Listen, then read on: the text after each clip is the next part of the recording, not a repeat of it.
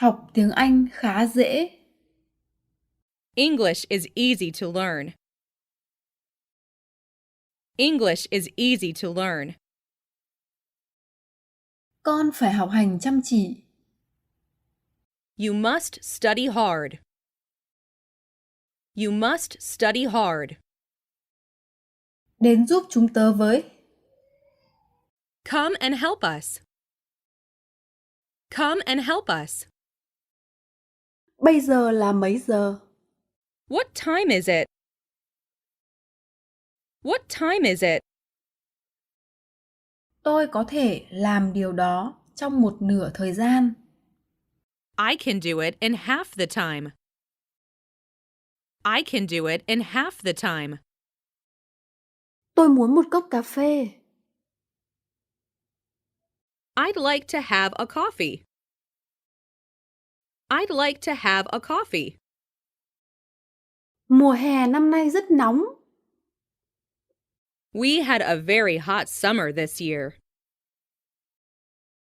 We had a very hot summer this year. Ở đây hầu như không bao giờ có mưa. It almost never rains here.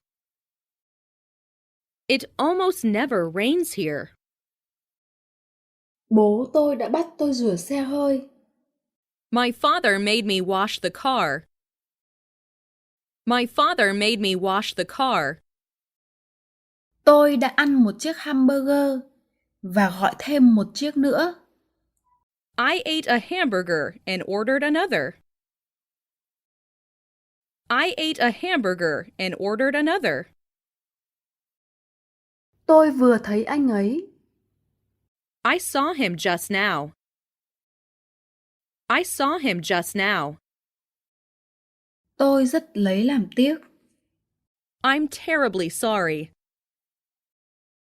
I'm terribly sorry. Không phải tất cả trẻ con đều thích táo. Not all children like apples. Not all children like apples. Tùy bạn quyết định. It's up to you to decide. It's up to you to decide. Anh ấy trở nên giàu có. He became rich. He became rich. Đêm qua, tôi đã thức đêm muộn. I stayed up late last night. I stayed up late last night. Anh ta luôn thiếu thốn tiền bạc. He's always short of money. He's always short of money. Công việc thế nào rồi? How's business? How's business? Họ không bao giờ nói dối. They never tell a lie. They never tell a lie. Những quyển sách đó là của họ. Those books are theirs. Those books are theirs. Chị đã từng đến Tokyo chưa? Have you ever been to Tokyo? Have you ever been to Tokyo? Ông của cậu bao nhiêu tuổi? How old is your grandfather? How old is your grandfather? Đã dùng bữa sáng lúc 7 giờ 30. I had breakfast at 7:30. I had breakfast at 7:30. Bạn biết cô ấy bao lâu rồi? How long have you known her? How long have you known her? Đây là một quyển sách. This is a book. This is a book. Tôi nhớ gặp cô ấy ở đâu đó. I remember seeing her somewhere. I remember seeing her somewhere. Cậu sẽ ở lại đây bao lâu? How long will you stay here? How long will you stay here? Anh ấy đã rất kiên nhẫn. He was patient. He was patient. Mọi sinh viên đều được đến thư viện. Every student has access to the library. Every student has access to the library. Chiếc váy của bạn thật đẹp. Your dress is very nice. Your dress is very nice. Mẹ tôi có 4 người anh. My mother has 4 brothers. My mother has 4 brothers. Bạn làm nghề gì? What do you do? What do you do? Anh ấy bị trầm cảm. He is very depressed. He is very depressed. Anh ấy đã gửi một tấm thiệp cho Mary. He sent a card to Mary. He sent a card to Mary. Không được phép nói chuyện trong thư viện.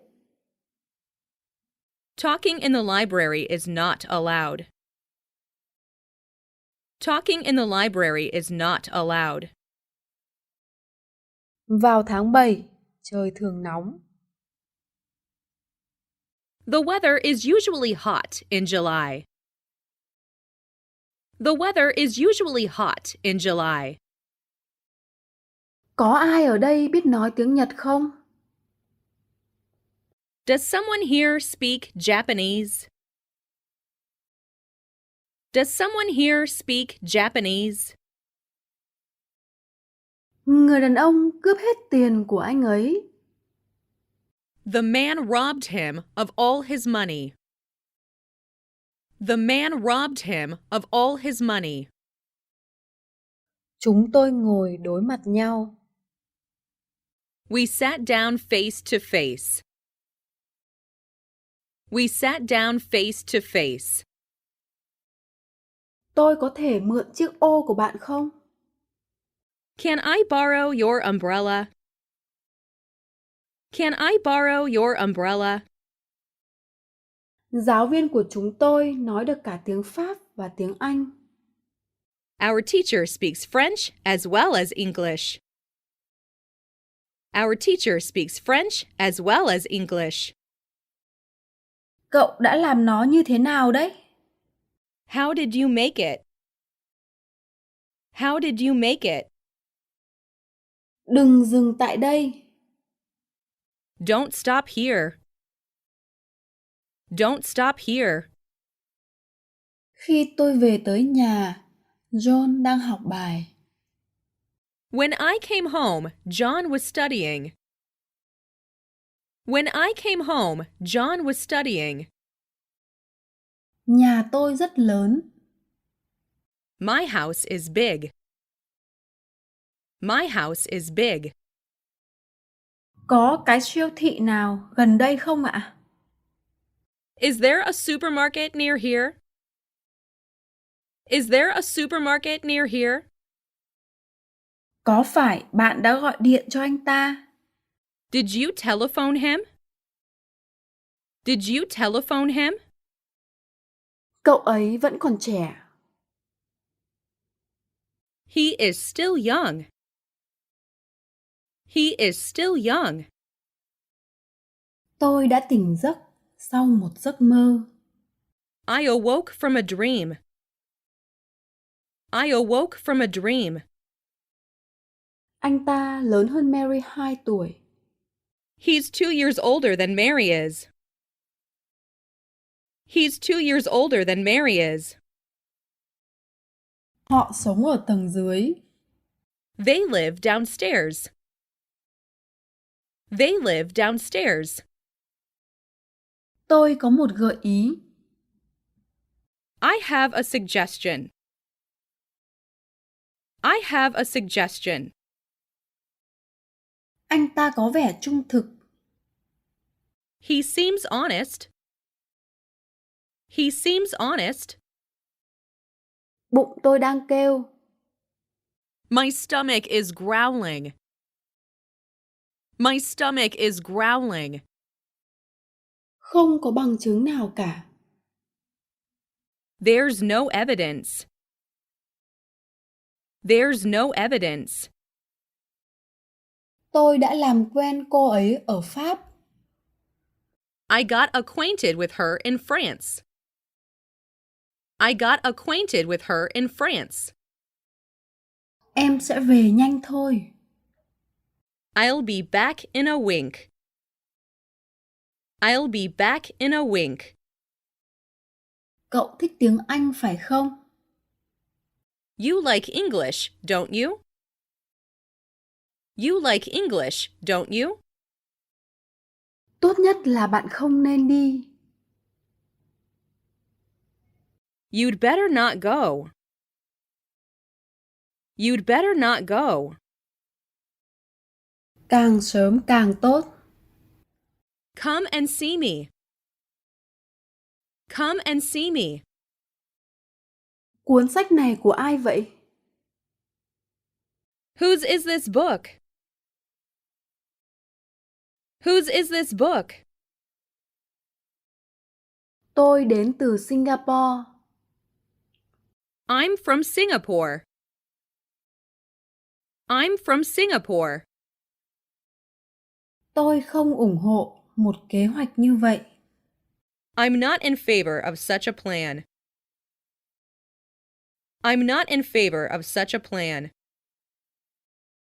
Cô ấy cầm hoa trên tay. She has flowers in her hand. She has flowers in her hand. Tôi muốn bạn nói cho tôi biết sự thật. I want you to tell me the truth. I want you to tell me the truth. Này, chuyện gì đã xảy ra vậy? Hey, what happened? Hey, what happened? Tất cả chúng tôi đều đã im lặng. All of us were silent. All of us were silent. Hãy tạo một bản sao cho báo cáo này. Make a copy of this report. Make a copy of this report. Hà Lan là một quốc gia nhỏ. The Netherlands is a small country. The Netherlands is a small country. Nó đã được xây từ bao giờ? When was it built? When was it built? Tôi đến đó vào hôm qua. I went there yesterday. I went there yesterday. Tôi cần phải là chiếc áo của mình. I have to iron my shirt. I have to iron my shirt. Anh ấy hỏi cô ấy có biết anh ấy không? He asked her if she knew him. He asked her if she knew him. Người phụ nữ đó là ai? Who is that woman? Who is that woman? Anh đã vào phòng tôi mà không xin phép. He entered my room without permission.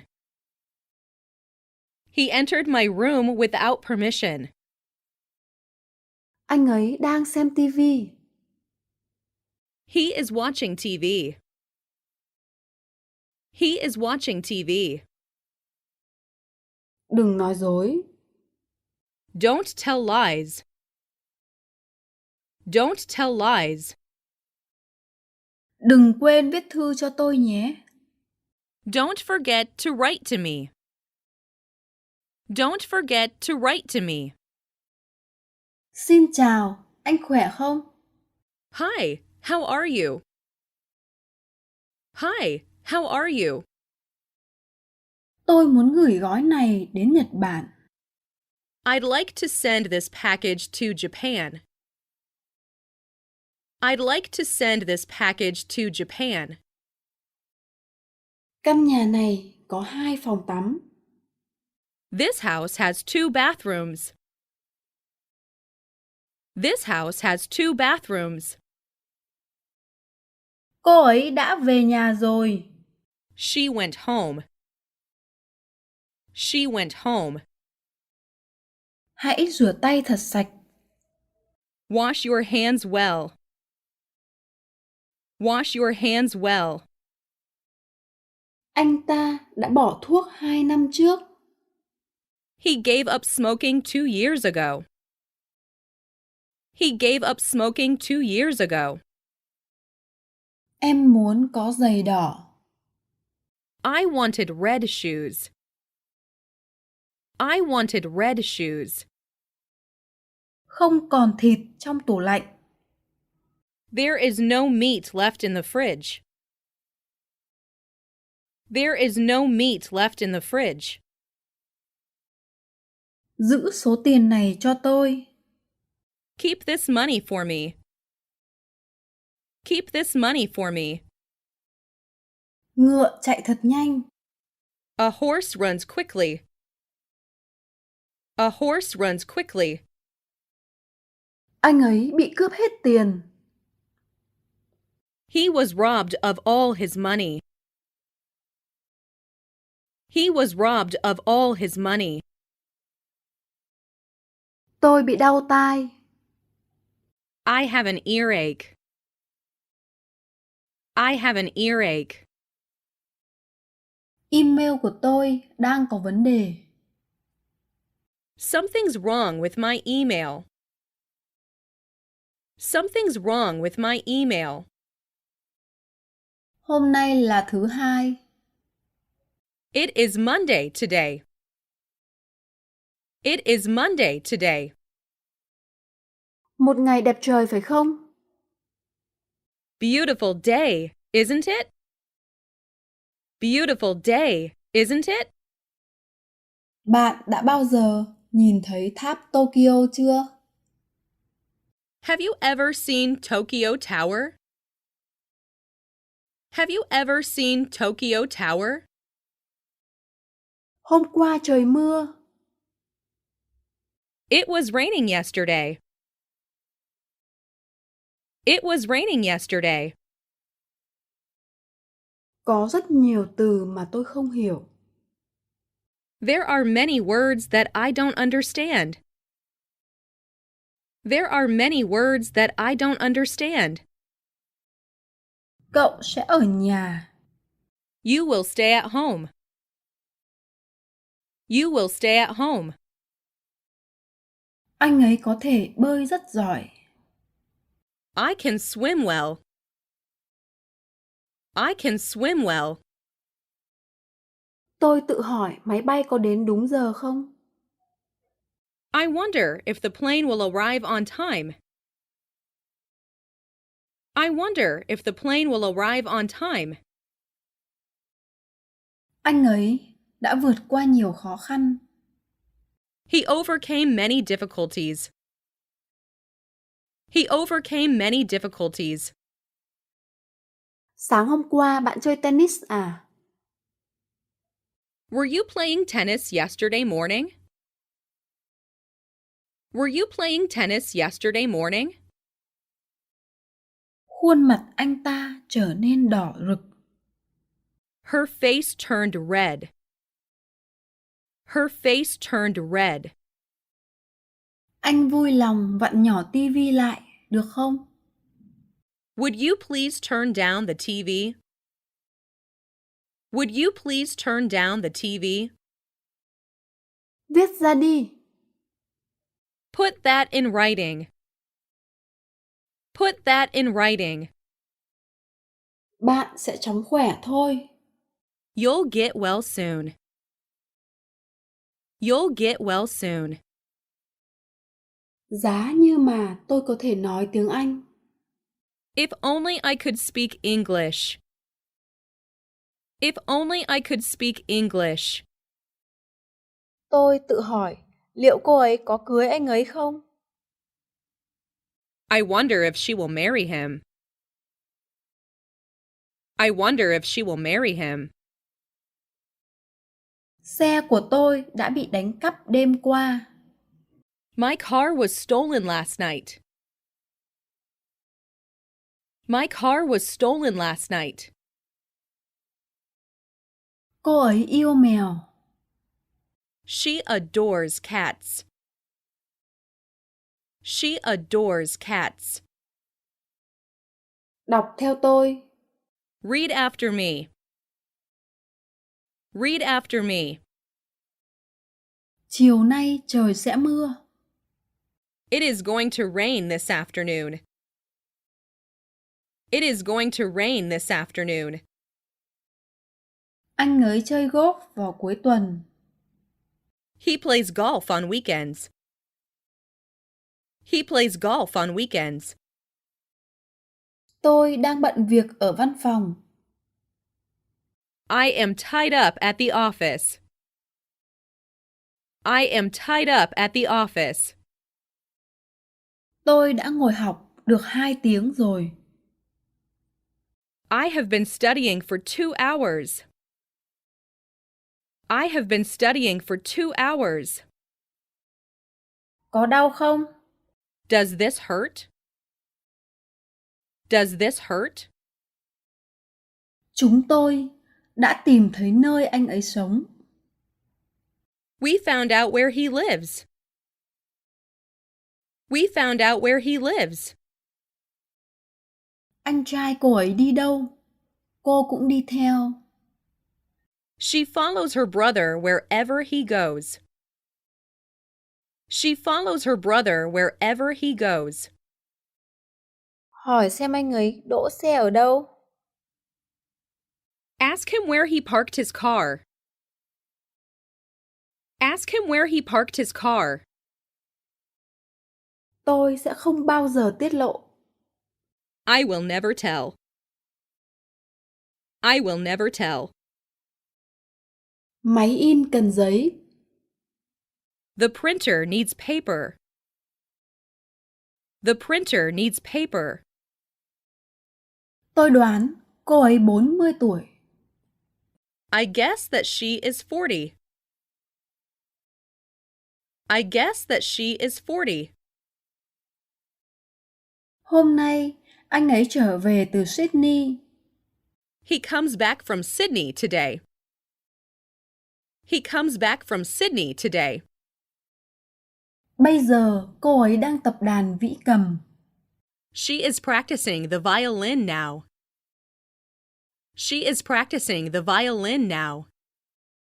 Họ không quan tâm đến việc tiết kiệm tiền. They are not interested in saving money. They are not interested in saving money. Tôi không thích cả hai. I like neither of them. I like neither of them. Bạn có đang ở với ai không? Were you with anyone?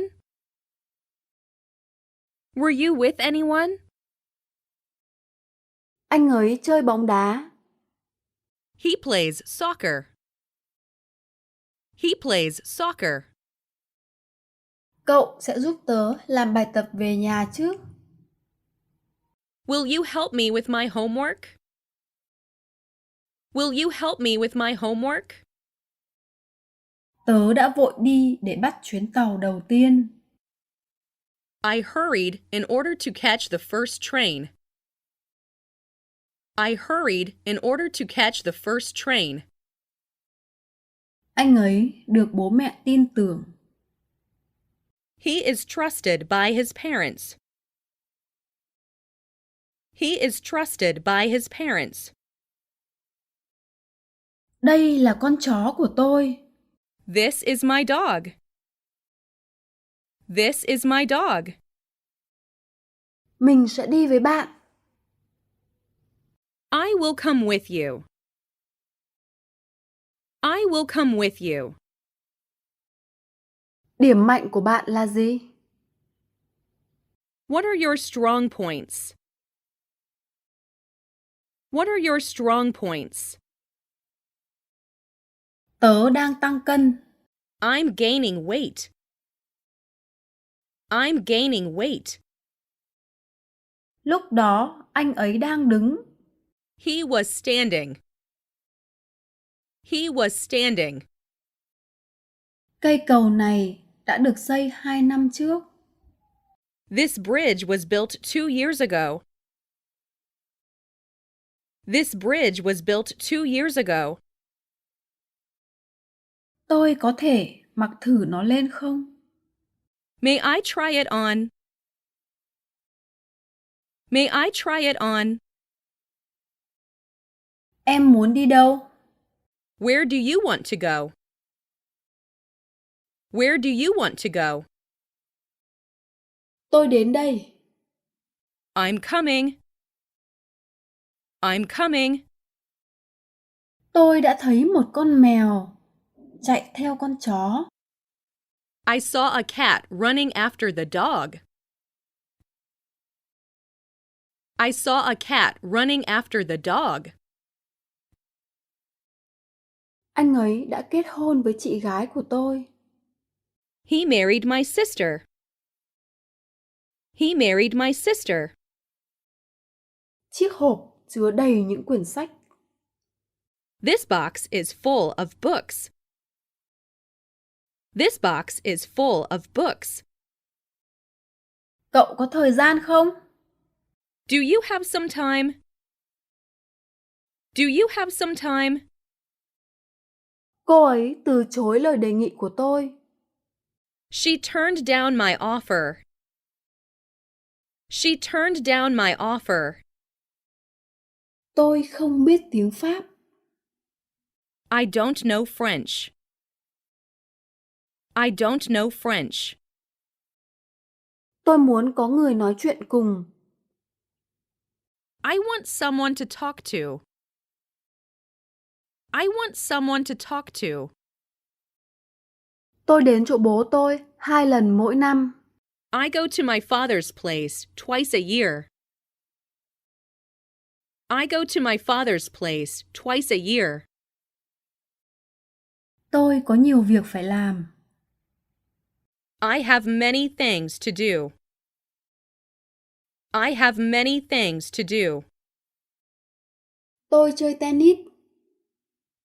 I play tennis. I play tennis. Bà ấy có một cô con gái là nghệ sĩ dương cầm.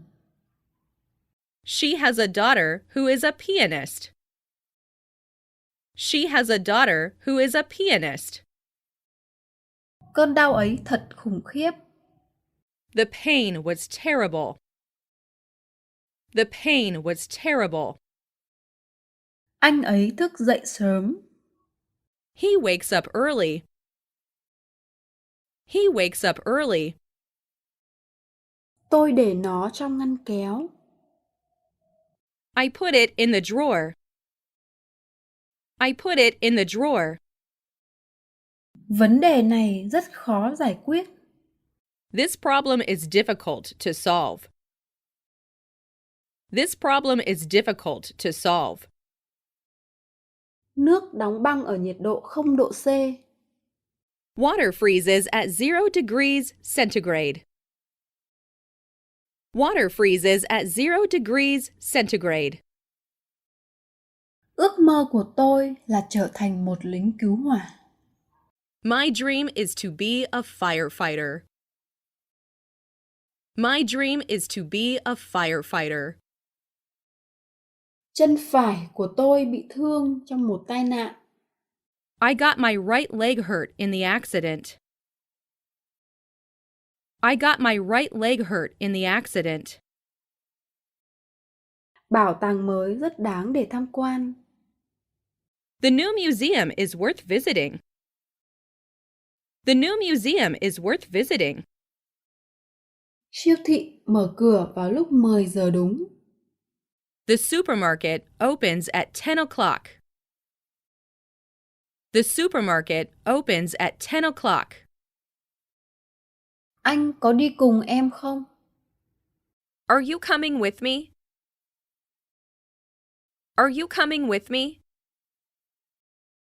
Tôi cần được sơ cứu. I need first aid. I need first aid. Đừng làm rơi cái cốc đấy. Don't drop that cup. Don't drop that cup. Chúng tôi thường ăn trưa vào buổi trưa. We usually have lunch at noon. We usually have lunch at noon. Cô ấy trông rất đáng yêu. She looks very lovely. She looks very lovely. Anh có không? Do you have one? Do you have one? Đấy là chuyên môn của anh ấy. That's his specialty. That's his specialty. Cô ấy đá vào cửa. She kicked the door. She kicked the door. Tôi đang lên kế hoạch để học tối nay. I'm planning to study tonight. I'm planning to study tonight. Đừng quá tức giận. Don't be so angry. Don't be so angry. Tôi có thể giúp gì không? Can I help? Can I help? Cô ấy bắt anh ấy phải đợi trong thời gian dài. She kept him waiting for a long time. She kept him waiting for a long time. Tôi không thể làm gì khác. I can't do anything else. I can't do anything else. Cơn đau đầu của tôi đã biến mất. My headache has gone. My headache has gone. Tôi không thể kiểm tra thư của mình do máy chủ không hoạt động. I can't check my mail because the server is down. I can't check my mail because the server is down. Ý bạn là gì? What do you mean? What do you mean? Đây là quả bóng của bạn hay của cô ấy? Is this ball yours or hers? Is this ball yours or hers? Căn phòng này không có nhiều ánh nắng mặt trời nhỉ? This room doesn't get a lot of sun. This room doesn't get a lot of sun. Tôi chán đọc rồi. I am tired of reading. I am tired of reading. Hỏi anh ấy khi nào chuyến bay tiếp theo khởi hành. Ask him when the next plane leaves. Ask him when the next plane leaves. Con chó đã đào một cái hố. The dog was digging a hole. The dog was digging a hole. Anh ấy luôn ở bên tôi. He is always with me. He is always with me. Tôi yêu cô ấy từ cái nhìn đầu tiên. I fell in love with her at first sight. I fell in love with her at first sight. Anh ta đã phá vỡ kỷ lục. He has broken the record. He has broken the record. Chú tôi đã cho tôi một chiếc máy ảnh. My uncle gave me a camera. My uncle gave me a camera. Bạn đã bao giờ nhìn thấy một con chuột túi chưa? Have you ever seen a kangaroo? Have you ever seen a kangaroo? Sự khác biệt giữa A và B là gì? What is the difference between A and B? What is the difference between A and B? Cô ấy đã thức dậy lúc 7 giờ sáng. She got up at 7 in the morning. She got up at 7 in the morning. Bạn lại mắc phải sai lầm tương tự lần nữa. You have made the very same mistake again. You have made the very same mistake again. Con chó đang bơi à? Is the dog swimming? Is the dog swimming? Dự án của chúng tôi đã thất bại. Our project failed. Our project failed. Họ là người Nhật phải không? Are they Japanese? Are they Japanese? Tôi hy vọng bạn sẽ có thật nhiều niềm vui. I hope you're having fun. I hope you're having fun. Chúng tôi đã chơi bóng ngày hôm qua. We played soccer yesterday. We played soccer yesterday. Hãy giữ phòng của bạn thật sạch. Keep your room clean. Keep your room clean. Bạn có thể gọi cho mình tối nay được không? Will you please call me this evening? Will you please call me this evening? Tôi nghĩ là chúng ta nên chờ thêm 30 phút nữa. I think we had better wait another 30 minutes. I think we had better wait another 30 minutes. Làm ơn lấy một cái. Please take one. Please take one. Anh ấy đã quyết định ra nước ngoài. He decided to go abroad. He decided to go abroad. Cô ấy chạy nhanh hơn tôi. She runs faster than I do. She runs faster than I do. Tôi không thể ngủ. I can't sleep. I can't sleep. Đừng hỏi mượn tiền tôi. Don't ask me for money.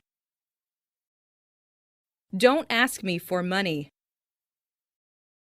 Bạn có thể học tại đây. You can study here. You can study here. Chiếc áo này làm từ cốt tông. This blouse is cotton. This blouse is cotton. Tom thích bơi lội. Tom likes swimming. Tom likes swimming. Anh ấy đã phải bật cười. He laughed in spite of himself. He laughed in spite of himself. Đến lượt bạn hát. It's your turn to sing. It's your turn to sing. Tôi bị cảm cúm. I've caught a cold. I've caught a cold. Tôi đã giảm một ít cân. I've lost a little weight. I've lost a little weight. Anh tôi làm việc ở một ngân hàng. My brother works in a bank. My brother works in a bank. Anh ấy chơi tennis. He played tennis. He played tennis. Tôi không phải là sinh viên. I'm not a student. I'm not a student. Yên lặng nào, không thì em bé sẽ tỉnh giấc mất. Be quiet or the baby will wake up. Be quiet or the baby will wake up. Tôi biết cô ấy đang ngủ. I know she is sleeping. I know she is sleeping. Ngày mai mình bận. I'll be busy tomorrow. I'll be busy tomorrow. Điện thoại đã reo vài lần. The telephone rang several times. The telephone rang several times. Tôi học hỏi được rất nhiều từ anh ấy. I learned a lot from him. I learned a lot from him. Chúng làm từ gì vậy? What are they made of? What are they made of? Cô ấy chơi guitar. She plays the guitar. She plays the guitar. Xin lỗi, tôi làm rơi con dao. I'm sorry, I dropped my knife. I'm sorry, I dropped my knife. Tớ thường xuyên đi bộ tới trường. I usually walk to school. I usually walk to school. Bên ngoài trời có vẻ ấm. It seems warm outside. It seems warm outside. Chúng tôi phụ thuộc vào bạn. We depend on you. We depend on you. Anh ấy muốn gặp lại chúng ta. He wants to see us again. He wants to see us again. Anh cứ làm điều anh thích đi. Do as you like. Do as you like. Cô ấy đã từ chối lời cầu hôn của tôi. She rejected my proposal. She rejected my proposal. Vợ tôi cũng sẽ rất vui khi được gặp bạn. My wife will be glad to see you too. My wife will be glad to see you too. Gia đình tôi đến Ý hàng năm. My family goes to Italy every year. My family goes to Italy every year. Đừng sợ mắc lỗi khi nói tiếng Anh. Don't be afraid to make mistakes when speaking English. Don't be afraid to make mistakes when speaking English. Tôi sẽ hộ tống bạn. I will accompany you. I will accompany you. Bạn nói về cái gì vậy? What did you talk about? What did you talk about? Chúng tôi sẽ không bao giờ đồng ý. We will never agree. We will never agree. Chiếc đàn piano này rất đắt đỏ. A piano is expensive. A piano is expensive. Chúng ta sẽ ăn ở đâu? Where will we eat? Where will we eat? Mời đi theo tôi. Please follow me. Please follow me. Bạn thích thứ nào hơn? Táo hay chuối? Which do you prefer, apples or bananas? Which do you prefer, apples or bananas? Tôi bị nhức đầu. I have a headache. I have a headache. Tôi không thể chịu được tiếng ồn. I can't stand the noise. I can't stand the noise. Du khách có lẽ sẽ không được cho các con vật ăn. Visitors may not feed the animals. Visitors may not feed the animals. Anh ấy là bạn của ai vậy? Whose friend is he? Whose friend is he? Mùa đông ở New York có thể rất lạnh. Winter in New York can be very cold. Winter in New York can be very cold. Anh ấy là đội trưởng của nhóm. He is the captain of the team. He is the captain of the team. Tay anh ấy không có gì. His hands were empty. His hands were empty. Tôi không thể đứng dậy. I can't stand up. I can't stand up. Đang thiếu một cái nĩa. There is a fork missing. There is a fork missing. Bạn không khát sao? Aren't you thirsty? Aren't you thirsty? Còn ghế trống nào không? Are seats available? Are seats available? Đây là ngày mùng 3 tháng 10. It's the 3rd of October. It's the 3rd of October. Bạn có thể tặng cuốn sách cho bất cứ ai muốn có nó. You may give the book to whoever wants it. You may give the book to whoever wants it. Bạn đã để đèn của bạn sáng. You left your lights on. You left your lights on. Họ đã quên khóa cửa. They forgot to lock the door. They forgot to lock the door. Tôi đã cảm thấy rất hạnh phúc. I felt very happy. I felt very happy. Rốt cuộc thì cậu đã sai. You were wrong after all. You were wrong after all. Tôi đã không tham gia vào cuộc trò chuyện. I didn't take part in the conversation. I didn't take part in the conversation. Tôi thích anh chàng đó. I like that young man. I like that young man. Cuốn sách này có vẻ thú vị đấy. This book seemed interesting. This book seemed interesting. Hôm qua tôi đã giúp anh ta. I helped him yesterday. I helped him yesterday. Bạn đã bao giờ thấy gấu trúc chưa?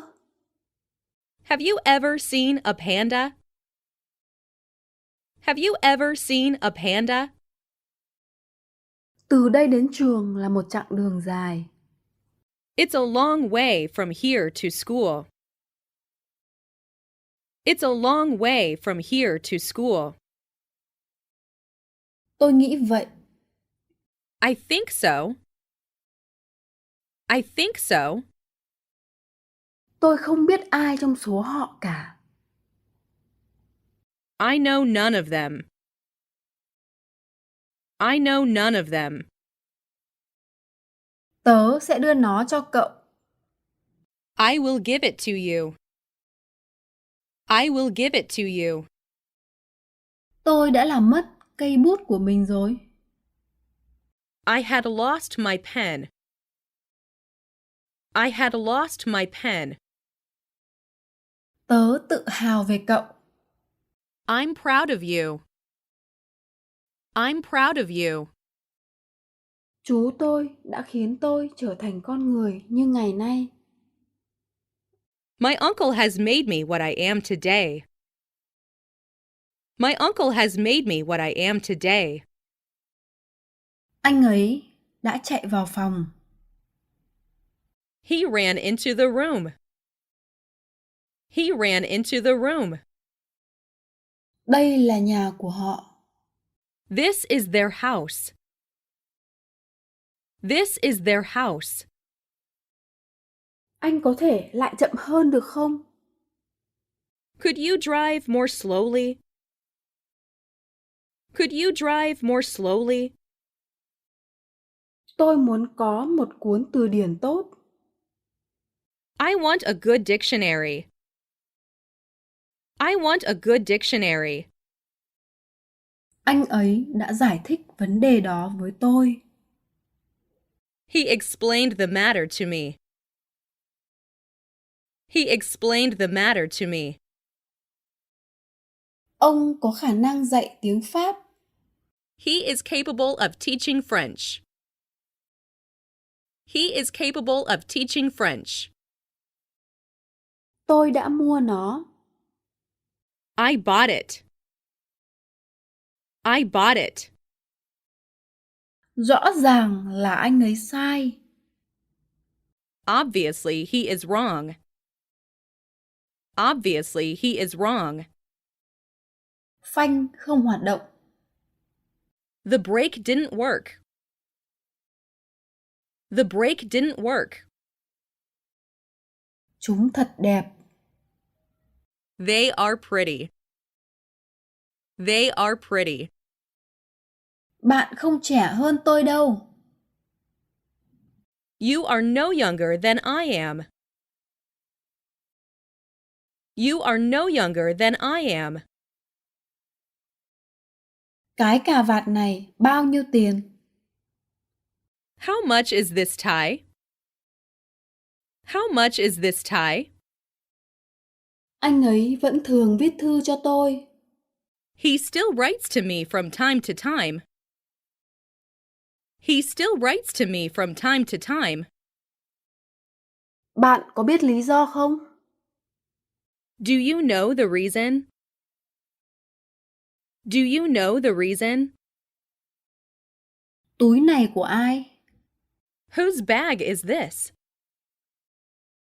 Whose bag is this? Tôi thật là đen đủi. How unlucky I am. How unlucky I am. Tôi đi dạo trong công viên. I went for a walk in the park. I went for a walk in the park. Bạn có bao nhiêu quyển sách? How many books do you have? How many books do you have? Các cô gái bắt đầu cười. The girls began to laugh. The girls began to laugh. Cô ấy có cái gì vậy? What does she have? What does she have? Máy bay bị trễ do thời tiết xấu. Due to bad weather, the plane was late. Due to bad weather, the plane was late. Anh muốn cưới em. I want to marry you. I want to marry you. Anh ấy bấm chuông. He rang the doorbell. He rang the doorbell. Để tớ xử lý việc này. Let me handle this. Let me handle this. Tôi không thường ở nhà vào ngày Chủ nhật. I'm not always at home on Sundays. I'm not always at home on Sundays. Chúng tôi đã hoàn thành phần việc của mình. We've already done our work. We've already done our work. Những quả nho này đã chín. These grapes are ripe. These grapes are ripe. Hôm qua bạn có vui không? Did you have a good time yesterday? Did you have a good time yesterday? Đó không phải là lỗi của tớ. It's not my fault. It's not my fault. Bạn đã nhìn thấy người phụ nữ ở đâu? Where did you see the woman? Where did you see the woman? Bạn có muốn ngồi xuống không?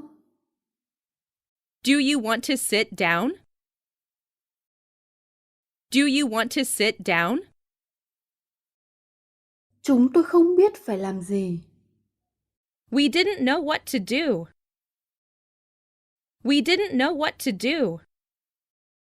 Phòng vệ sinh ở đâu ạ? Where's the restroom? Where's the restroom? Anh ấy đã phá vỡ kỷ lục thế giới. He broke the world record. He broke the world record. Khi tôi đến đó, cửa hàng đã đóng cửa. The shop was closed when I went there. The shop was closed when I went there. Bạn có muốn ăn thêm một quả táo không? Would you like another apple? Would you like another apple? Trời mưa nặng hạt suốt cả ngày. It rained hard all day. It rained hard all day. Có giờ giới nghiêm không? Is there a curfew? Is there a curfew? Hãy nghe điện thoại đi. Answer the phone. Answer the phone. Tôi nghe ai đó đang gọi tên mình. I heard someone calling my name. I heard someone calling my name. Không quan trọng việc anh ấy đến từ đâu. It doesn't matter where he comes from. It doesn't matter where he comes from. Tôi sẽ gọi lại sau. I'll call again later. I'll call again later. Trong hai câu trả lời, chỉ có một câu đúng. One of these two answers is right. One of these two answers is right. Mình rất vui. I'm so happy. I'm so happy. Anh ấy đã hết tiền rồi. He ran out of money. He ran out of money. Tôi thích trò chơi điện tử. I play video games. I play video games. Đa số mọi người đã bỏ phiếu chống lại dự luật. A majority voted against the bill. A majority voted against the bill. Mình phải vào thăm bạn trong bệnh viện. I must visit my friend in the hospital. I must visit my friend in the hospital. Xin cảm ơn bạn trước. Thank you in advance. Thank you in advance. Tom thích chơi bóng chày. Tom likes to play baseball. Tom likes to play baseball. Nhân tiện, bạn đến từ đâu? By the way, where are you from? By the way, where are you from? Chúng tôi là những người đến đầu tiên. We are the first to arrive. We are the first to arrive. Bạn đang làm việc à? Are you working? Are you working? Anh ấy giỏi lái xe. He is good at driving. He is good at driving. Nó giống như là tuyết vậy. It looks like snow. It looks like snow. Anh ấy ở ngay sau tôi. He was just behind me. He was just behind me. Bố tôi khăng khăng rằng chúng tôi nên đi. My father insisted that we should go. My father insisted that we should go. Anh dùng mật ong thay cho đường. He uses honey instead of sugar. He uses honey instead of sugar. Anh định làm gì vậy? What are you going to do? What are you going to do? Cảm ơn anh vì ngày hôm nay. Thank you for today. Thank you for today. Nước tắm của con đã được rồi đó. Your bath is ready. Your bath is ready. Tôi ước tôi kiếm được nhiều tiền hơn. I wish I earned more money. I wish I earned more money. Hiện tại bạn có bận không? Are you busy now? Are you busy now? Một con muỗi vừa mới cắn tôi. A mosquito just bit me. A mosquito just bit me. Đây là cửa tự động. This is an automatic door. This is an automatic door. Bạn đã từng đến Canada bao giờ chưa? Have you ever been to Canada? Have you ever been to Canada? Tôi đợi cô ấy lâu rồi. I waited for her for a long time. I waited for her for a long time. Chiếc mũ này là của tôi. This hat is mine. This hat is mine. Đừng nói nữa. Shut your mouth. Shut your mouth. Anh trai tôi chết trong một tai nạn giao thông. My brother was killed in a traffic accident. My brother was killed in a traffic accident. Cho tôi xem chiếc máy ảnh khác đi. Show me another camera. Show me another camera. Anh cảm thấy đói. I felt hungry. I felt hungry. Cậu có thể đón tớ tại nhà ga không? Can you pick me up at the station? Can you pick me up at the station? Tại sao bạn lại đến muộn thế? Why are you so late? Why are you so late? Thằng nhóc ấy là một cậu bé tốt bụng. He is a kind boy. He is a kind boy. Anh ấy trồng lúa. He grows rice. He grows rice. Hãy theo gương của anh ấy. Follow his example. Follow his example. Tôi thường tắm trước khi đi ngủ. I usually take a bath before going to bed. I usually take a bath before going to bed. Cơn đau ngày càng tệ hơn. The pain is getting worse. The pain is getting worse. Những sản phẩm này bán rất chạy. These products are selling like hotcakes. These products are selling like hotcakes.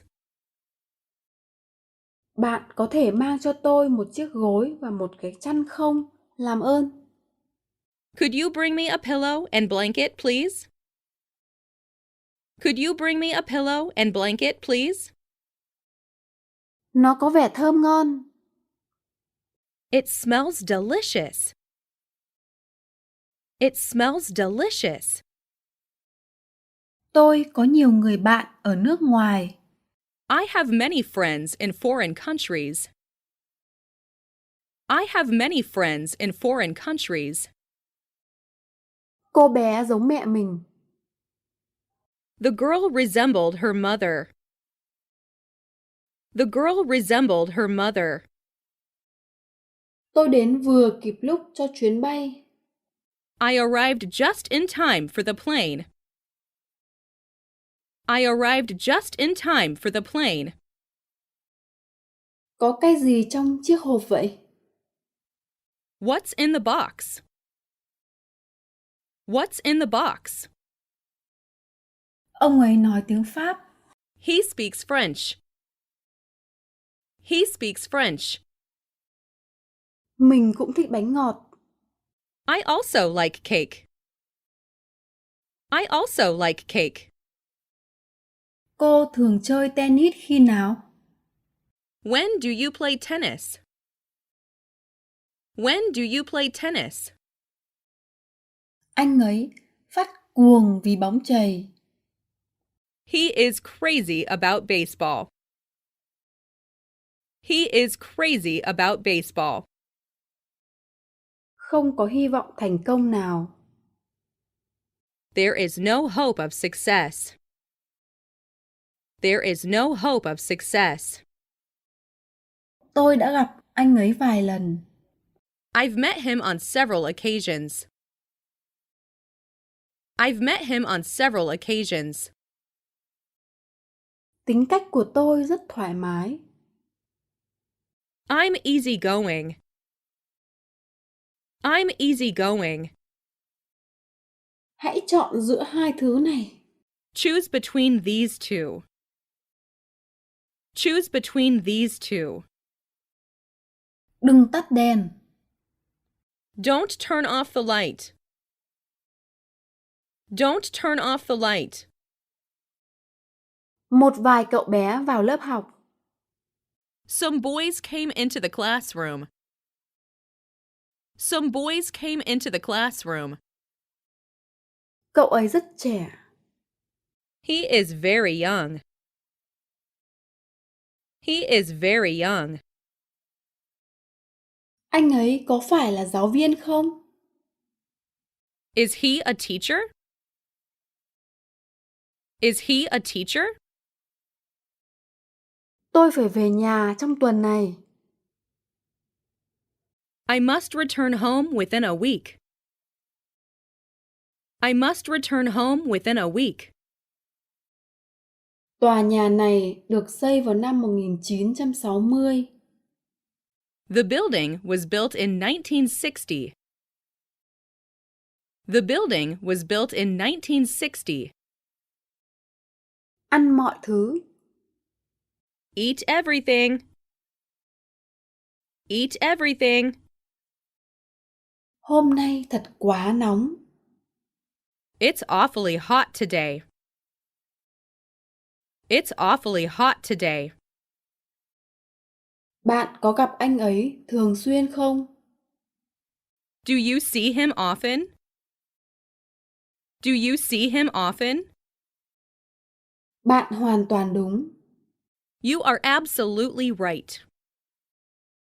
You are absolutely right. Căn phòng này là của ai? Whose room is this? Whose room is this? Một tài xế đang ngủ trong xe hơi. A driver was sleeping in the car. A driver was sleeping in the car. Hòn đảo này nóng quanh năm. The island is warm all year. The island is warm all year. Cô ấy sống khá gần đây. She lives quite close by. She lives quite close by. Tôi thích đi du lịch một mình. I like to travel by myself. I like to travel by myself. Miếng bọt biển hút nước. A sponge absorbs water. A sponge absorbs water. Tom đang rất háo hức mua chiếc xe hơi mới. Tom is eager to buy a new car.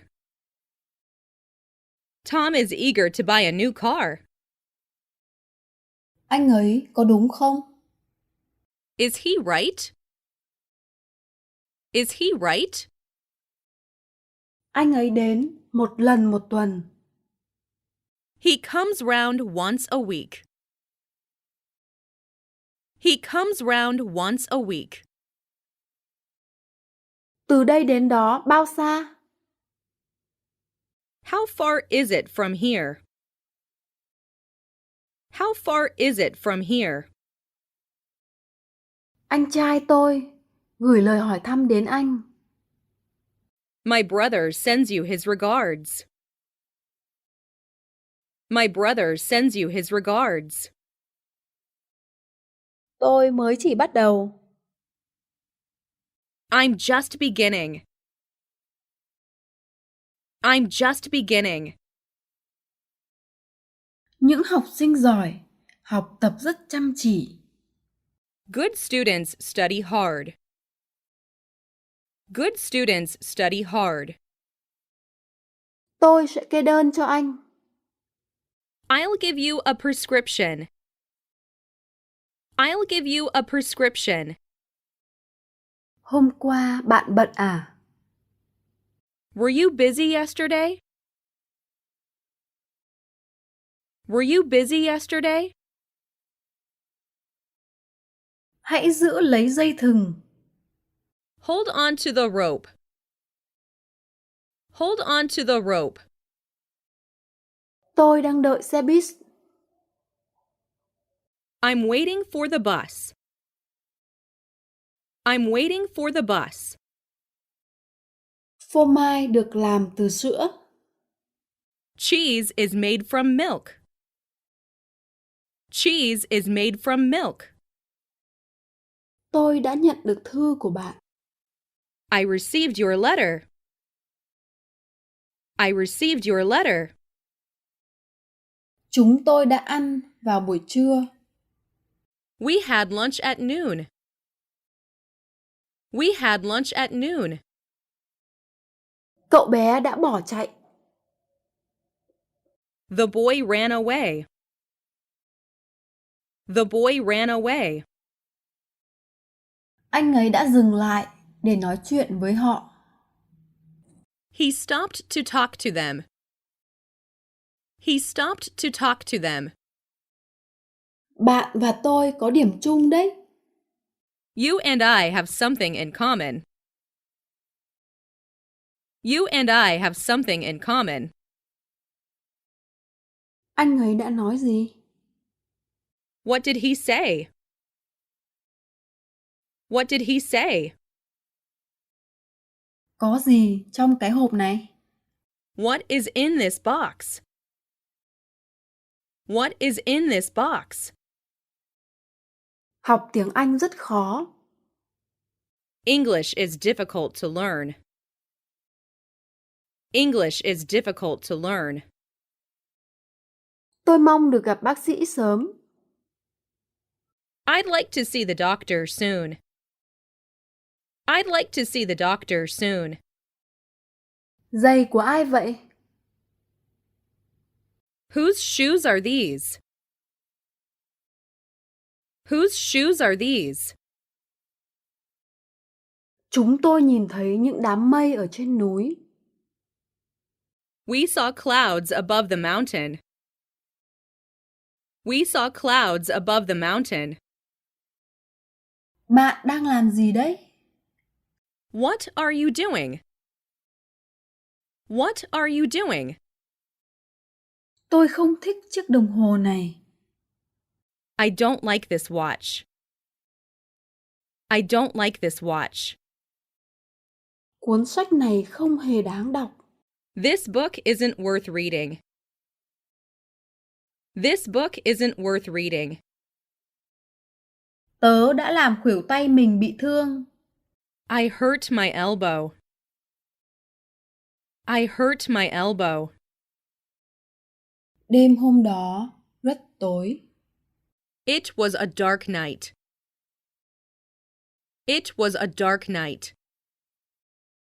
Tôi không thể ngừng cười. I can't stop laughing. I can't stop laughing. Anh ấy nổi tiếng đối với chúng ta. He is popular among us. He is popular among us. Cô ấy nói với tôi rằng cô ấy biết anh trai tôi. She told me she knew my brother. She told me she knew my brother. Anh ấy có một cái đồng hồ đắt tiền. He has a very expensive watch. He has a very expensive watch. Ngày mai là ngày nghỉ của tôi. Tomorrow is my day off. Tomorrow is my day off. Bạn đã ở đâu cả tuần nay vậy? Where have you been this week? Where have you been this week? Chiếc hộp được làm bằng gỗ. The box is made of wood. The box is made of wood. Bạn có thể vui lòng viết tên tại đây không? Would you please write your name here? Would you please write your name here? Tớ bắt đầu nhớ nó rồi. I am beginning to remember it.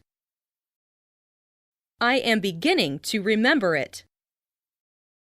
Tom đã bị ốm liệt giường vào Chủ nhật tuần trước. Tom was sick in bed last Sunday. Tom was sick in bed last Sunday. Giấc mơ của bạn đã thành hiện thực. Your dreams have come true. Your dreams have come true. Họ đang nghe đài. They were listening to the radio. They were listening to the radio. Anh ấy sinh ra ở châu Phi. He was born in Africa. He was born in Africa. Anh ấy đã khuyên cô ta bỏ rượu. He advised her to stop drinking. He advised her to stop drinking. Họ có tiết tiếng Anh 3 lần một tuần. They have English lessons 3 times a week. They have English lessons 3 times a week. Đừng đổi ý. Don't change your mind. Don't change your mind. Anh ấy cưới chị của cô ấy. He was married to her sister. He was married to her sister. Tại sao nó lại nóng như thế? Why is it so hot? Why is it so hot? Cuốn tiểu thuyết này thật khó hiểu. This novel is difficult to understand. This novel is difficult to understand. Anh có gì đấy? What do you have? What do you have? Tối nay em không muốn ăn ở ngoài. I don't feel like eating out this evening. I don't feel like eating out this evening. Kể cho tớ nghe về điều đó đi. Tell me about it. Tell me about it. Anh sẽ sớm thích ứng với cuộc sống mới này thôi. You will soon adapt yourself to this new life. You will soon adapt yourself to this new life. Tôi bị dị ứng với sữa. I have an allergy to milk.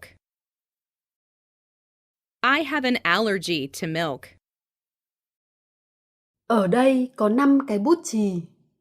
There are 5 pencils here. There are 5 pencils here. Tôi đã đi tìm chìa khóa. I looked for the key. I looked for the key. Chúng ta nên đi đâu đây? Where should we go? Where should we go? Cậu sẽ không bao giờ nhận ra mình đã trải qua những gì. You will never realize what I went through. You will never realize what I went through. Bông hoa này đẹp đúng không? This flower is beautiful, isn't it? This flower is beautiful, isn't it? Tôi ngày nào cũng về nhà sớm. I go home early every day. I go home early every day. Tôi quen với khí hậu lạnh. I am accustomed to cold weather. I am accustomed to cold weather. Tôi có cuộc hẹn với anh ấy lúc 6 giờ. I have an appointment with him at 6. I have an appointment with him at 6. Vui lòng cho biết tên và địa chỉ.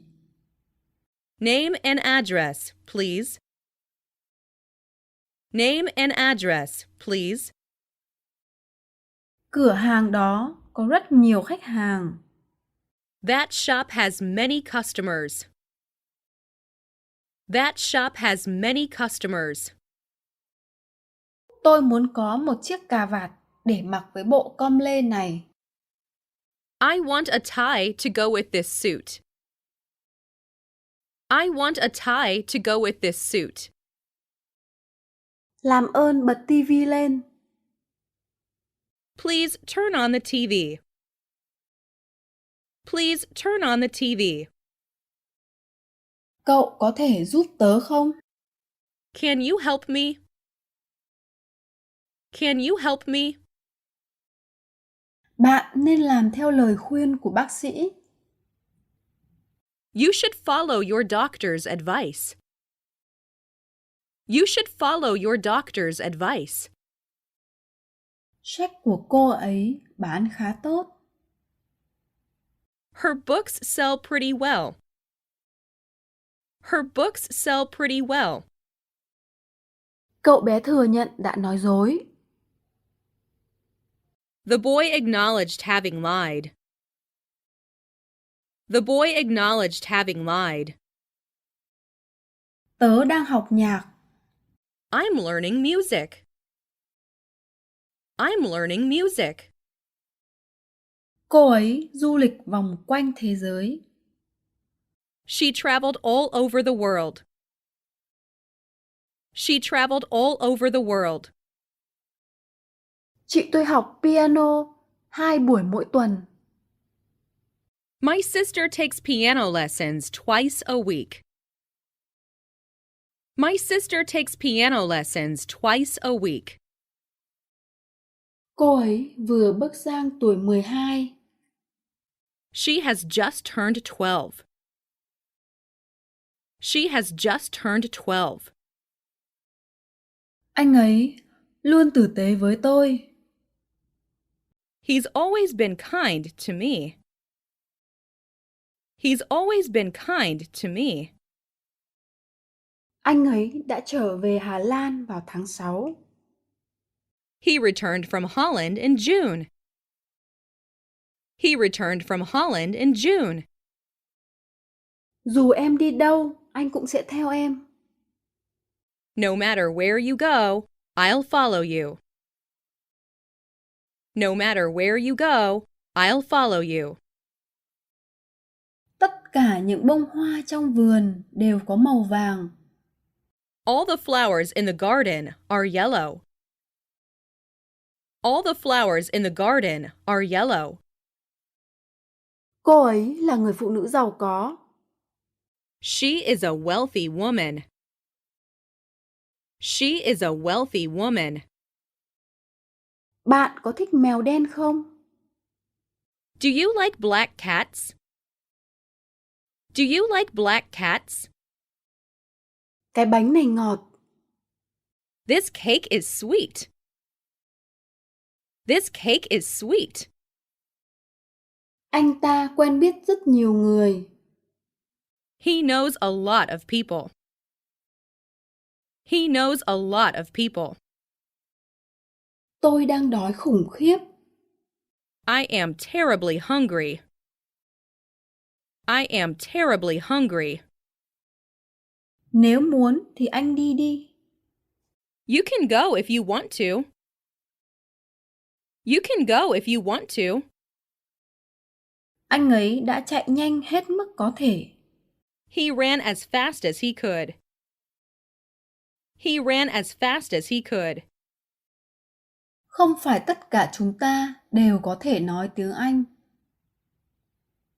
Not all of us can speak English. Not all of us can speak English. Cô ấy thích cam. She likes oranges. She likes oranges. Điều đó phụ thuộc vào bạn. It's up to you. It's up to you. Một cơn gió mạnh đã thổi qua. A strong wind was blowing. A strong wind was blowing. Hãy đợi ngoài phòng một lát. Wait for a moment outside the room. Wait for a moment outside the room. Cô ấy đã nói như chưa từng có chuyện gì xảy ra. She spoke as though nothing had happened. She spoke as though nothing had happened. Tôi sẽ đến bên bạn ngay đây. I'll be with you in a second. I'll be with you in a second. Cháu muốn uống một ít nước. I want some water. I want some water. Câu trả lời của anh ấy khác tôi. His answer is different from mine. His answer is different from mine.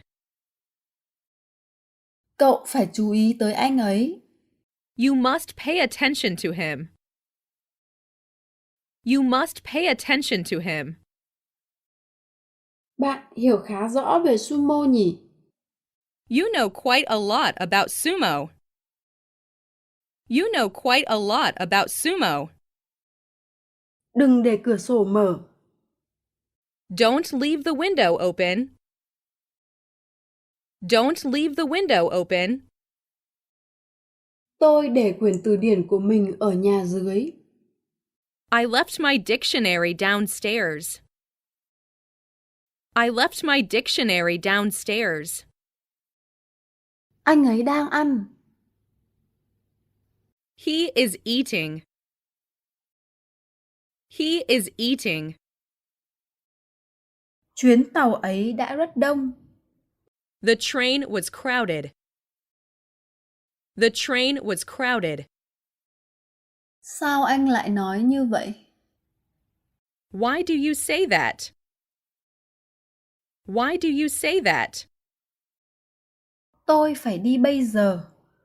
I have to go now. I have to go now. Châu Á rộng hơn châu Úc nhiều.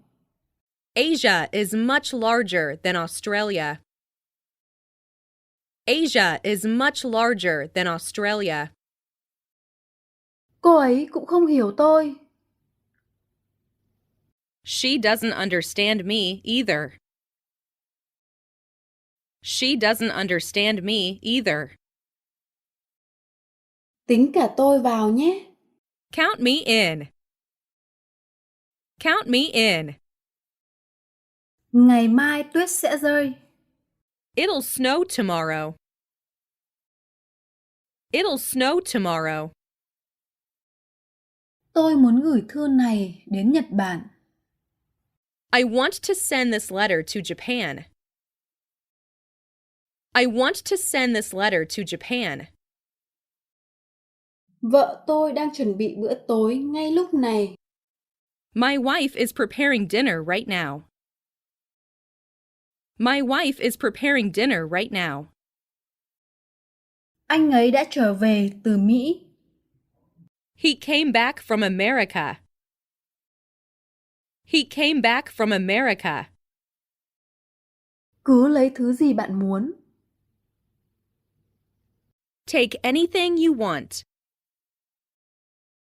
Take anything you want. Anh ấy đã rất vui. He was very happy. He was very happy. Anh ấy đã dừng xe lại. He stopped the car.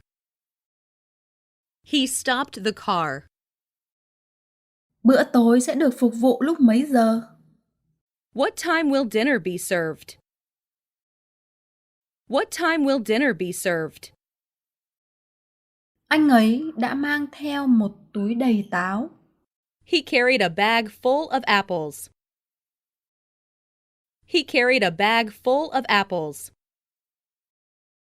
Bạn đã đọc xong cuốn tiểu thuyết đó chưa? Have you finished reading the novel? Have you finished reading the novel? Mục tiêu của anh ấy là trở thành một bác sĩ. His aim is to become a doctor. His aim is to become a doctor. Cậu bé cố gắng di chuyển cái ghế sofa nặng.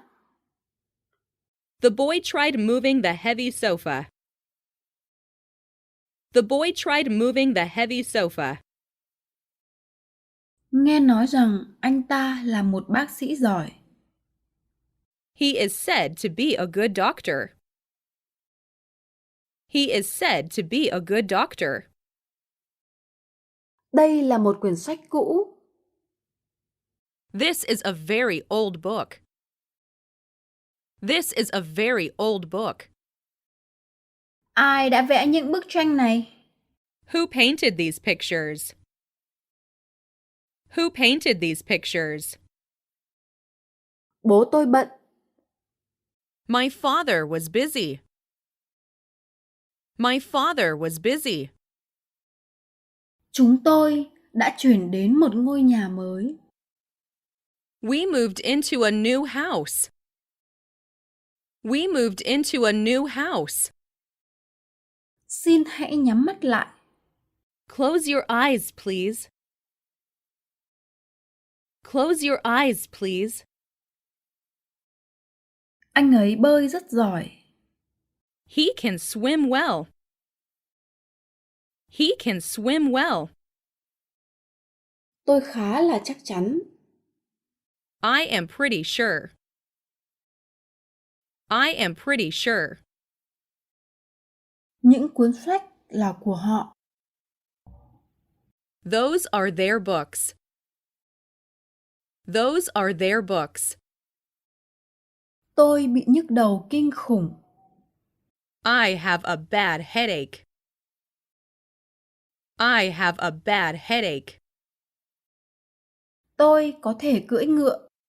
I can ride a horse. I can ride a horse. Nhiều người bị lừa bởi quảng cáo. Many people were deceived by the advertisement. Many people were deceived by the advertisement. Tôi rất bận.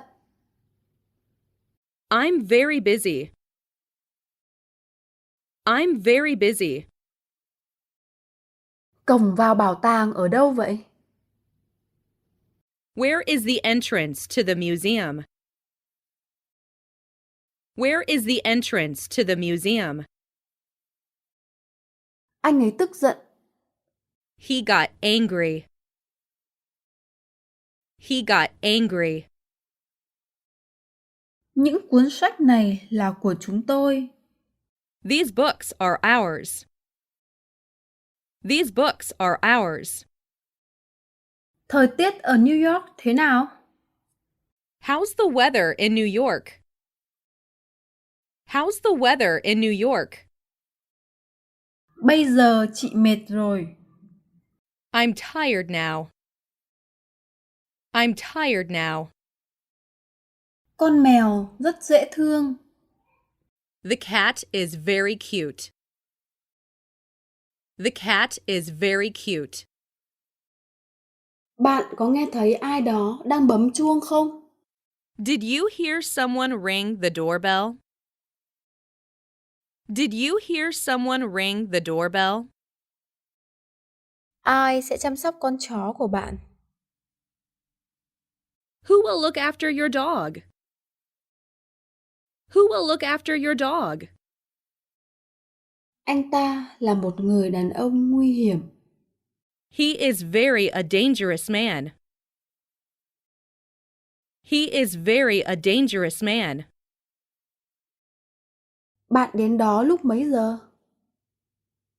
What time did you arrive there?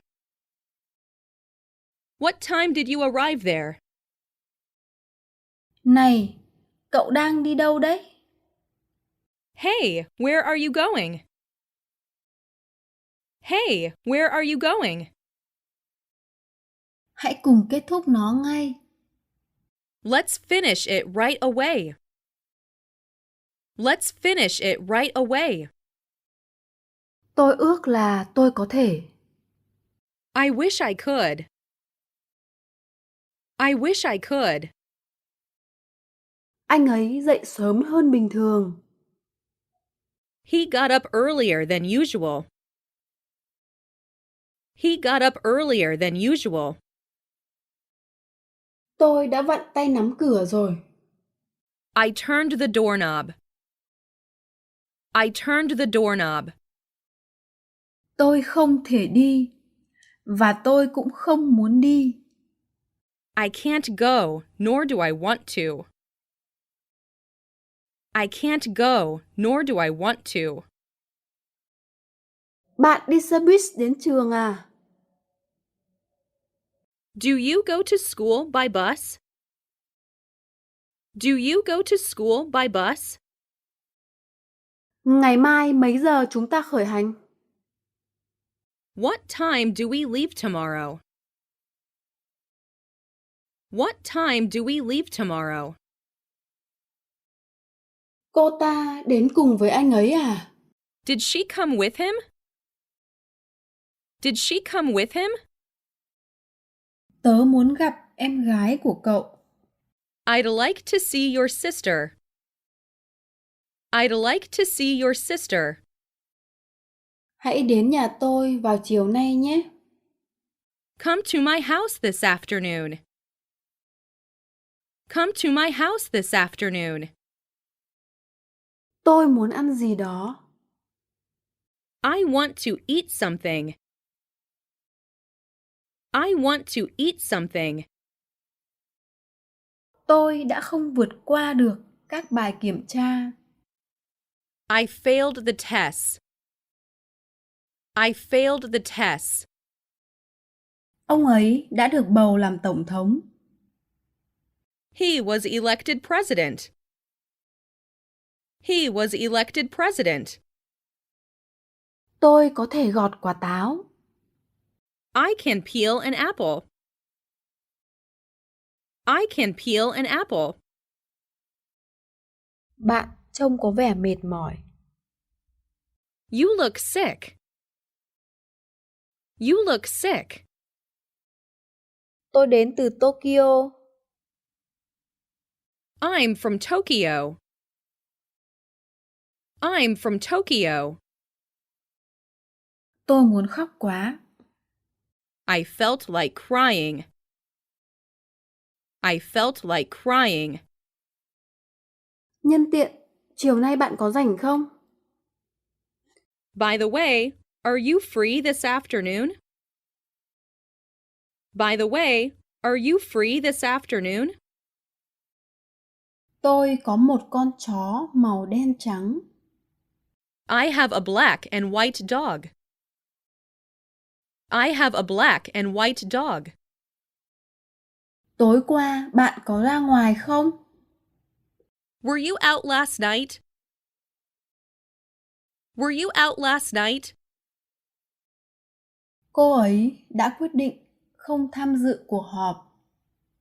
She decided not to attend the meeting. She decided not to attend the meeting. Để tôi đi một mình. Let me go alone.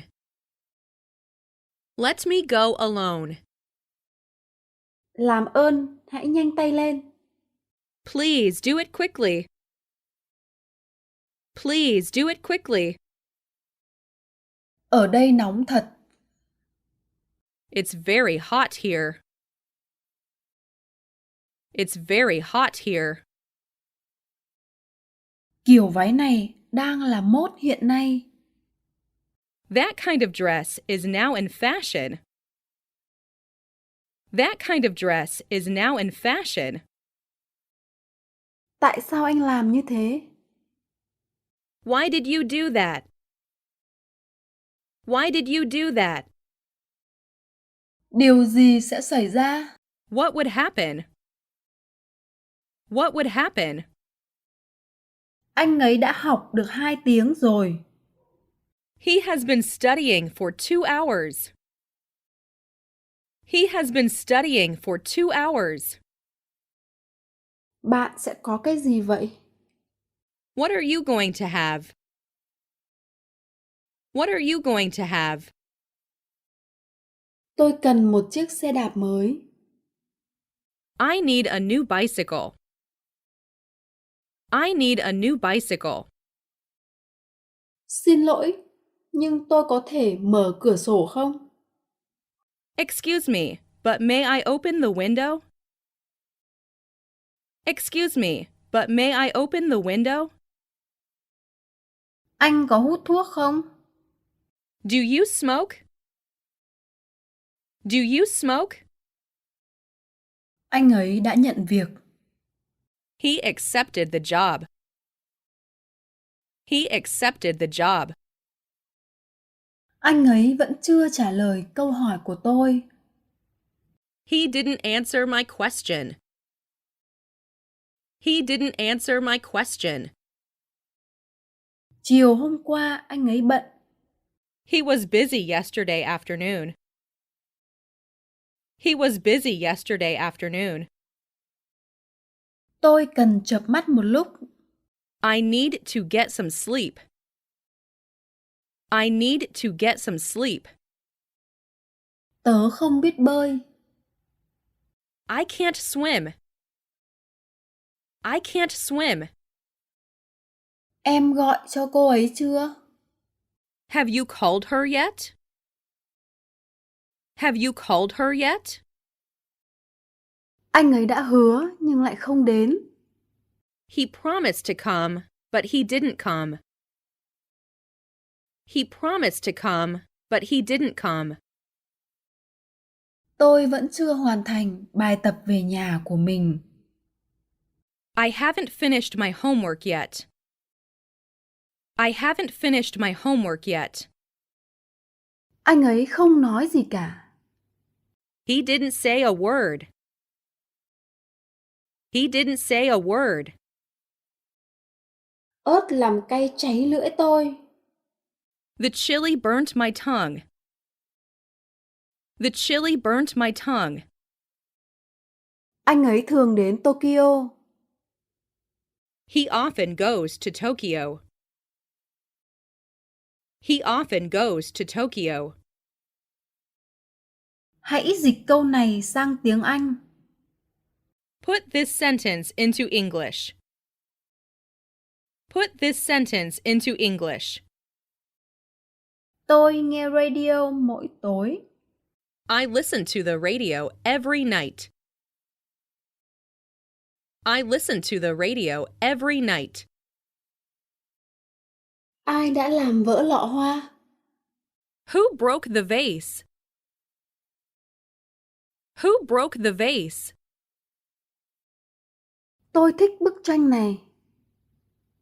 I love this picture. I love this picture. Làm ơn lấy cho tôi cái ghế. Get me a chair, please. Get me a chair, please. Cô ấy đang mang một cái ba lô trên lưng.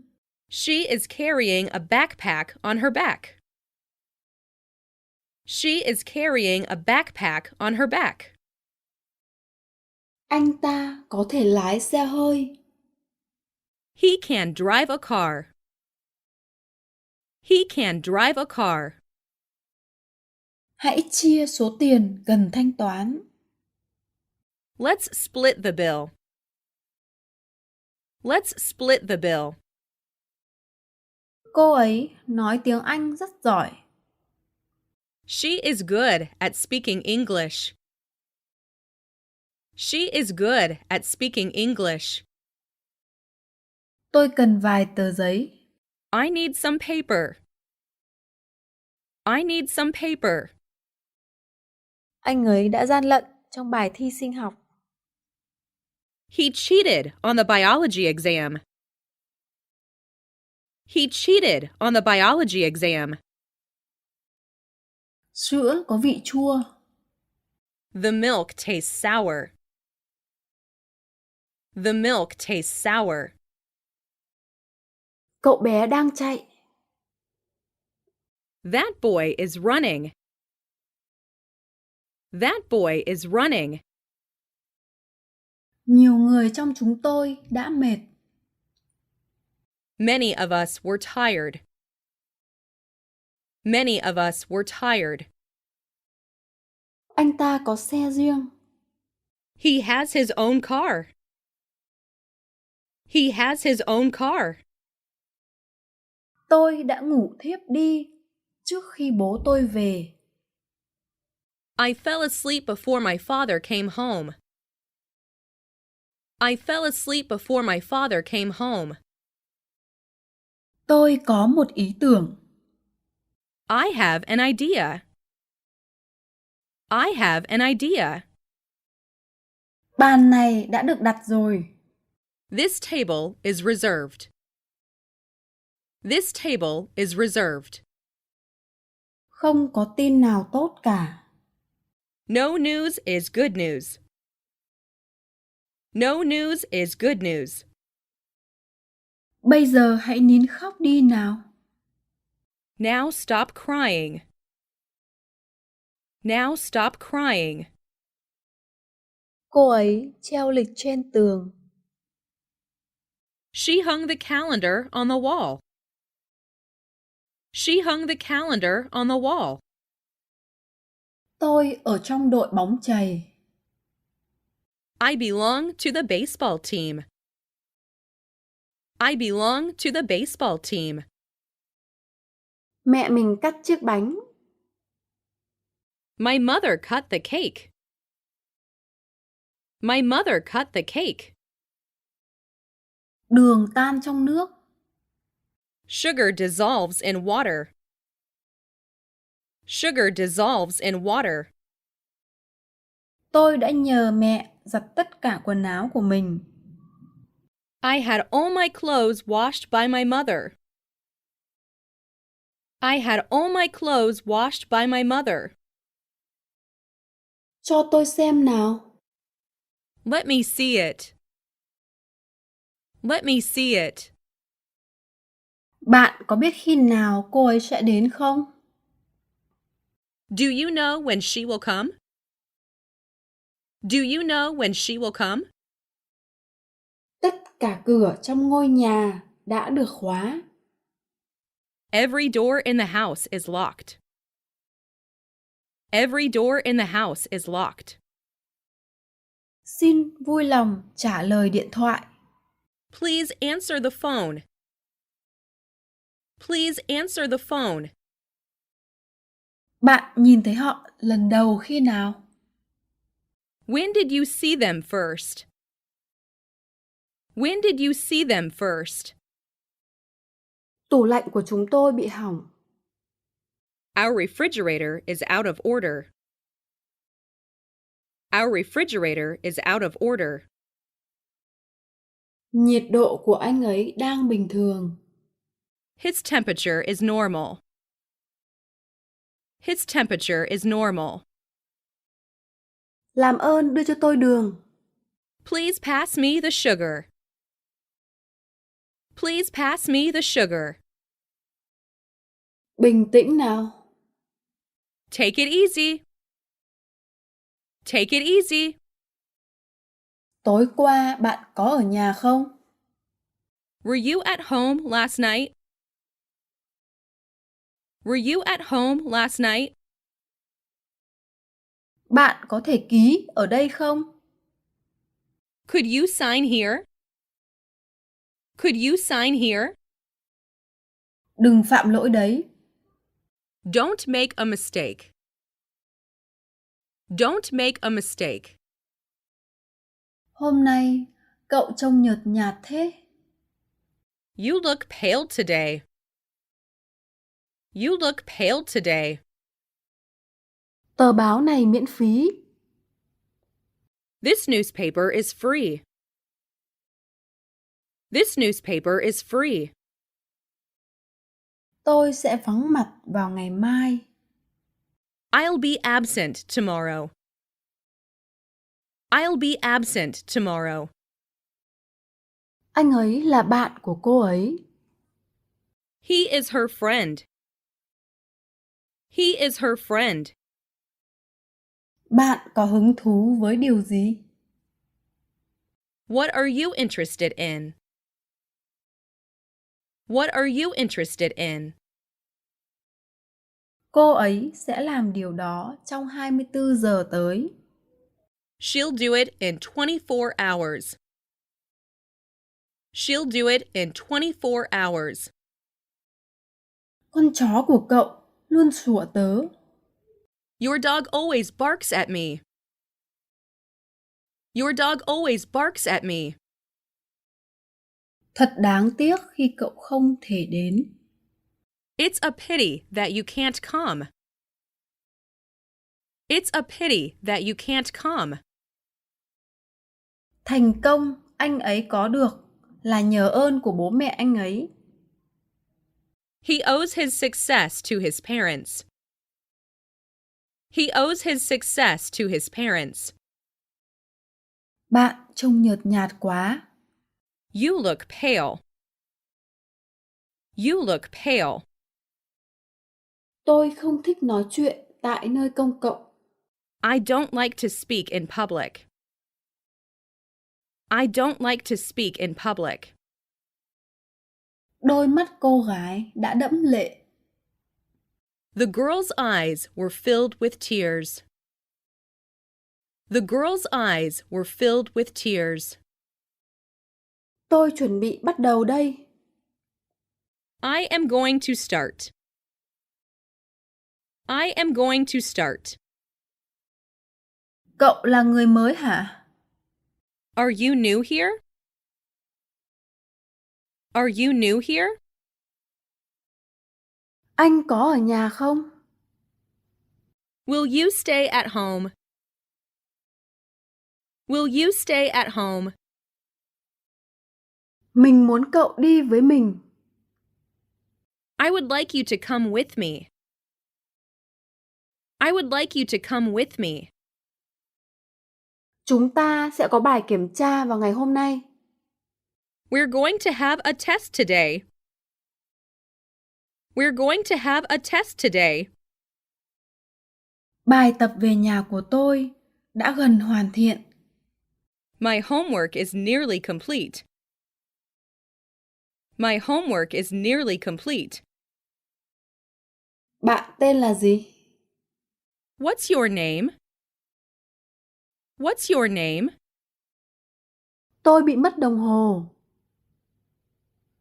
I lost my watch. I lost my watch. Họ bắt tôi phải đến đó. They made me go there. They made me go there. Bây giờ cửa đang mở. The door is open now. The door is open now. Tiếng Anh của anh ấy khá tốt. His English is quite good. His English is quite good. Nói tiếng Anh có khó không? Is it hard to speak English? Is it hard to speak English? Hãy để mắt đến những cái túi. Keep an eye on the bags. Keep an eye on the bags. Tôi sẽ mua một chiếc ô tô mới. I am going to buy a new car. I am going to buy a new car. Chiếc xe buýt này có đi đến biển không? Does this bus go to the beach? Does this bus go to the beach? Bạn có phiền không nếu tôi mở cửa sổ? Do you mind if I open the window? Do you mind if I open the window? Tôi từng đi tản bộ vào mỗi buổi sáng. I used to take a walk every morning.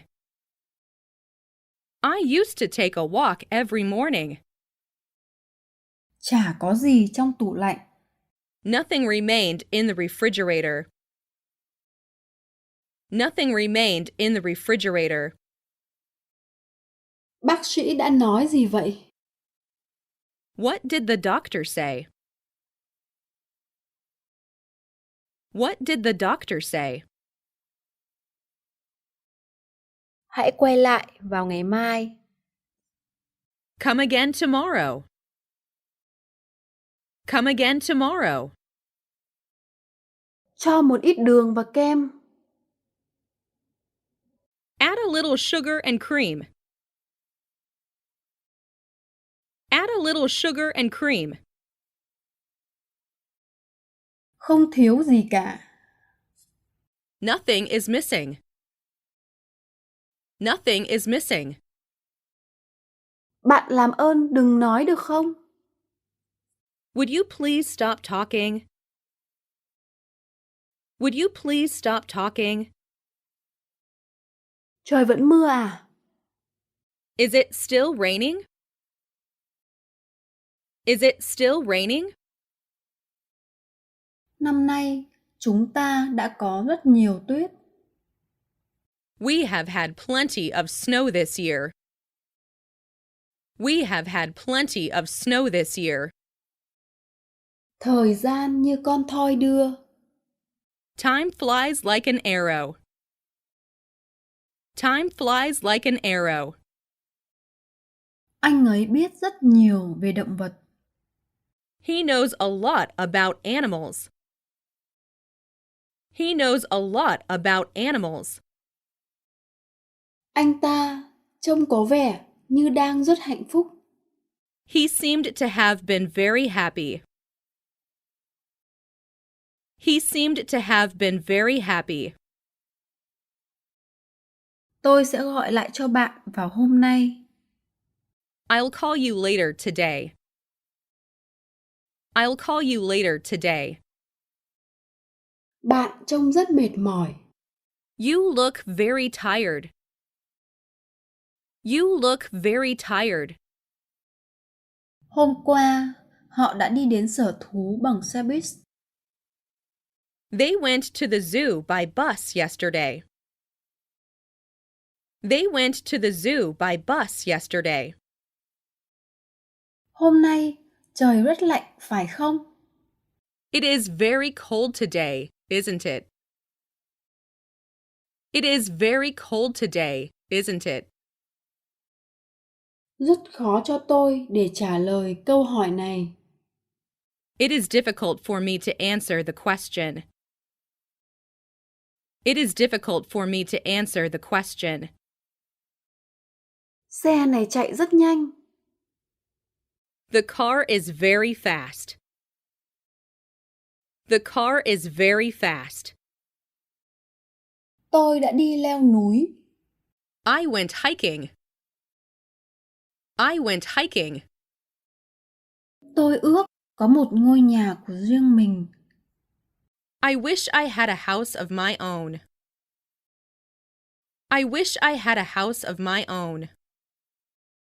Hãy xem thử, đã tắt ga chưa?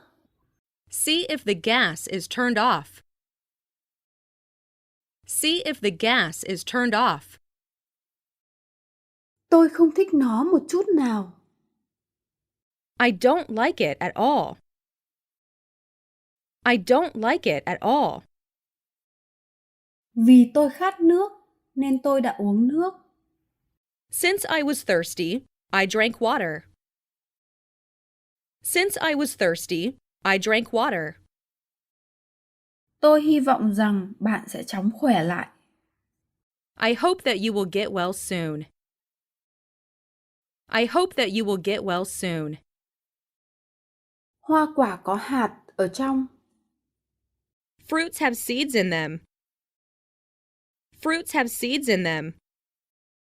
Xin hãy đến nhà tôi. Please come to my house. Please come to my house. Tại sao hôm qua cậu lại vắng mặt? Why were you absent yesterday? Why were you absent yesterday? Bạn đã từng sống tại Anh trong bao lâu? How long did they live in England? How long did they live in England? Anh có thể chạy nhanh được không?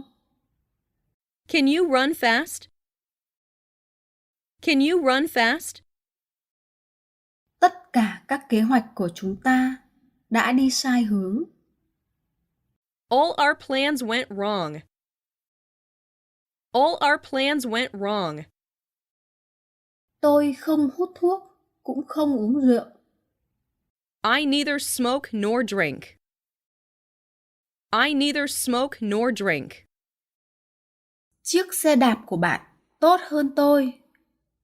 Your bike is better than mine. Your bike is better than mine. Đây là con mèo to nhất mà tôi từng thấy. This is the biggest cat that I've ever seen. This is the biggest cat that I've ever seen. Anh ấy là một nghệ sĩ vĩ cầm giỏi. He is a good violinist. He is a good violinist. Bạn có biết chơi cờ vua không? Do you know how to play chess? Do you know how to play chess? Họ là bạn cùng lớp của tôi. They are my classmates. They are my classmates. Cho em mượn xe ô tô của anh đi. Please lend me your car. Please lend me your car. Em thích xe ô tô của anh. I like your car. I like your car. Anh ấy thường khiến mọi người tức giận. He often makes people angry. He often makes people angry. Anh ấy đã đưa ra lời xin lỗi. He made an apology. He made an apology. Ý tưởng của tôi khá khác biệt so với bạn. My idea is quite different from yours. My idea is quite different from yours. Anh ấy không có con. He has no children. He has no children. Tôi thích thịt lợn hơn là cá. I'd prefer meat to fish. I'd prefer meat to fish. Càng sớm càng tốt. The sooner, the better. The sooner, the better. Cậu bé này thật là tốt bụng. The boy is kind. The boy is kind. Cậu phải giữ phòng của cậu sạch sẽ. You must keep your room clean. You must keep your room clean. Sở thích của tôi là thu thập tiền xu. My hobby is collecting coins. My hobby is collecting coins. Cô ấy có thể chơi piano rất giỏi. She can play the piano very well. She can play the piano very well. Mình sẽ giới thiệu chồng cô ấy cho bạn. I will introduce her husband to you. I will introduce her husband to you. Tôi quá bận rộn để có thể giúp anh ấy. I'm too busy to help him. I'm too busy to help him. Bạn thường làm gì vào ngày Chủ nhật? What do you usually do on Sundays? What do you usually do on Sundays? Đây là lần đầu tiên cô đi nước ngoài à? Is this your first trip abroad? Is this your first trip abroad? Cùng nghỉ một lát thôi nào. Let's take a break. Let's take a break. Chúng ta còn cách trường 2 km thôi. The school is 2 kilometers ahead. The school is 2 kilometers ahead. Bố tôi hút thuốc.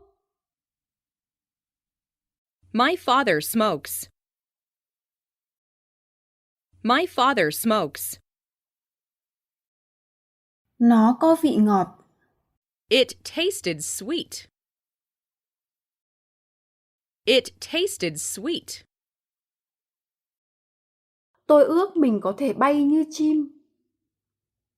I wish I could fly like a bird. I wish I could fly like a bird. Việc anh ấy dậy sớm thật khác thường. It's unusual for him to get up early. It's unusual for him to get up early. Họ thỉnh thoảng ghé thăm chúng tôi. They visit us from time to time. They visit us from time to time. Họ có bán vở ở cửa hàng đó không? Do they sell notebooks at that store? Do they sell notebooks at that store? Hoa quả đã bị hỏng. The fruit went bad. The fruit went bad. Cô của cậu ấy trông thật trẻ. His aunt looks young. His aunt looks young. Tôi sẽ quay lại lúc 6:30. I will be back at 6:30. I will be back at 6:30. Ông ấy mới mất gần đây. He died recently.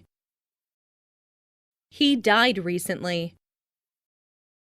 Cô ấy muốn trở thành một nhà thiết kế. She wants to be a designer. She wants to be a designer. Bia này không đủ lạnh. This beer is not cold enough. This beer is not cold enough. Hãy cởi áo khoác của bạn và tự nhiên như ở nhà nhé. Take off your coat and make yourself at home. Take off your coat and make yourself at home. Chiếc xe buýt này có thể chứa 50 người. This bus can hold 50 people. This bus can hold 50 people. Ai đã làm vỡ cái cửa sổ này? Who broke this window? Who broke this window? Ai vẽ bức tranh này vậy? Who painted this picture? Who painted this picture? Tôi không thích cái áo len này. I don't like this sweater. I don't like this sweater. Cuốn sách này không phải để bán. This book is not for sale. This book is not for sale. Bạn ăn gì trong bữa sáng thế? What did you eat for breakfast? What did you eat for breakfast? Mất 5 phút để đến ga. It took 5 minutes to get to the station. It took 5 minutes to get to the station. Chuyện gì đã xảy ra? What happened? What happened? Bạn thật sự không nên dùng những phần mềm lậu. You really shouldn't use pirated software. You really shouldn't use pirated software. Hôm nay bạn sẽ ăn trưa ở đâu? Where will you have lunch today? Where will you have lunch today? Tớ thấy anh ấy có vẻ thật thà. It seems to me that he is honest. It seems to me that he is honest. Bài hát này rất phổ biến ở Nhật Bản. This song is very popular in Japan. This song is very popular in Japan. Tôi ở trong câu lạc bộ bơi lội. I belong to the swimming club. I belong to the swimming club. Cuốn sách này là của bạn. This book is yours. This book is yours. Hàng này kết thúc ở đâu? Where is the end of this line? Where is the end of this line? Anh ta yêu cô ấy. He loves her. He loves her. Giúp tôi một tay với chiếc túi này nào. Give me a hand with this bag.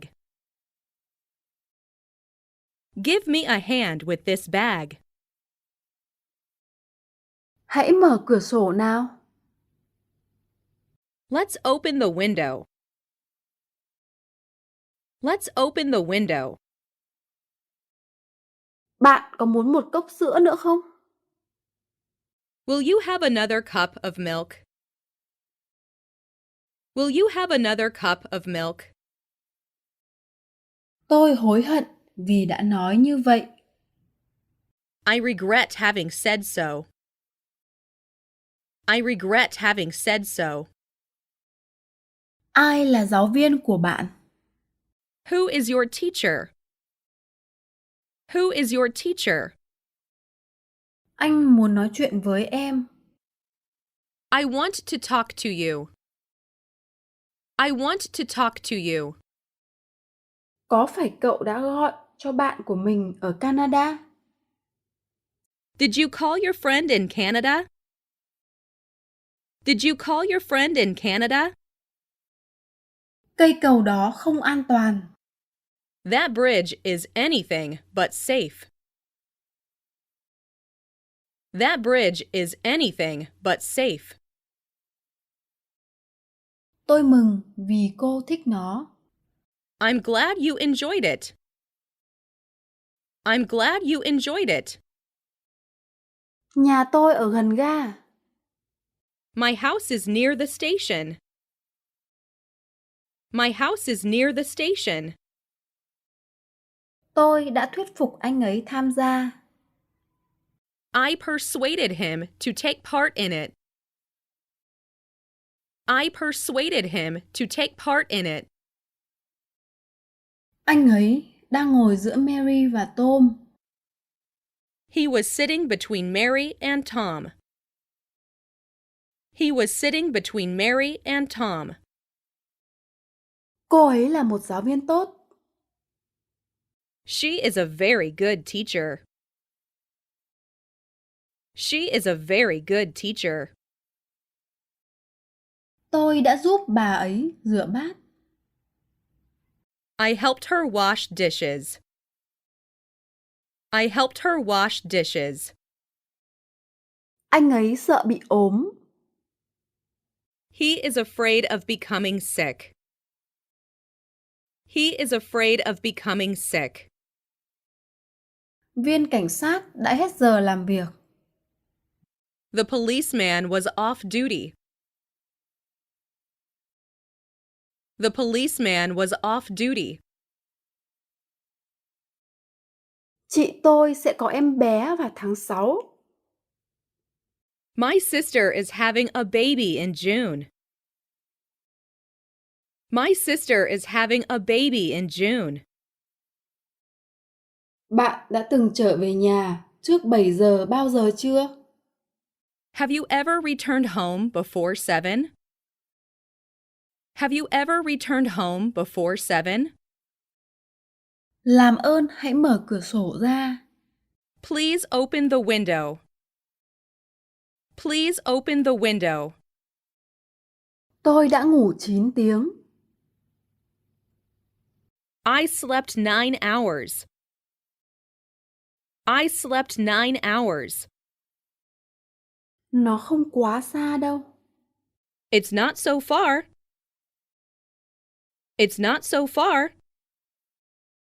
Tôi đang rảnh. I'm not busy. I'm not busy. Công việc đang trong quá trình triển khai. The work is now in progress. The work is now in progress. Thật xấu hổ. How embarrassing. How embarrassing. Tại sao bạn lại tức giận với anh ấy? Why are you so angry with him? Why are you so angry with him? Bông hoa thật là đẹp. What a beautiful flower! What a beautiful flower! Tôi có thể đi vệ sinh không? May I go to the toilet? May I go to the toilet? Phòng tôi quay mặt về hướng đông. My room faces east. My room faces east. Tôi có một con chó. I have a dog. I have a dog. Tôi không gặp ai trên đường về nhà cả. I met nobody on my way home. I met nobody on my way home. Tôi rất vui khi được gặp bạn. I'm very glad to see you. I'm very glad to see you. Tớ 16 tuổi. I am 16 years old. I am 16 years old. Ông ấy đã mô tả chi tiết cảnh tượng. He described the scene in detail. He described the scene in detail. Bộ phim đã bắt đầu chưa? Has the movie started yet? Has the movie started yet? Tôi muốn đến Hoa Kỳ vào một ngày nào đó. I want to go to America someday. I want to go to America someday. Những cuốn sách đó là của tôi. Those books are mine. Those books are mine. Cô ấy để lại cho tôi một tờ giấy nhắn. She left me a note. She left me a note. Dự báo thời tiết không nhất thiết phải đáng tin. The weather forecast is not necessarily reliable.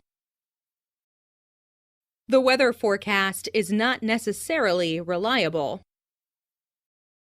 Đừng làm đổ đậu. Don't spill the beans. Don't spill the beans. Em trai tớ có thể đọc tiếng Anh. My little brother can read English. My little brother can read English. Tôi đã mua một vài quả trắng và ít sữa. I bought a few eggs and a little milk.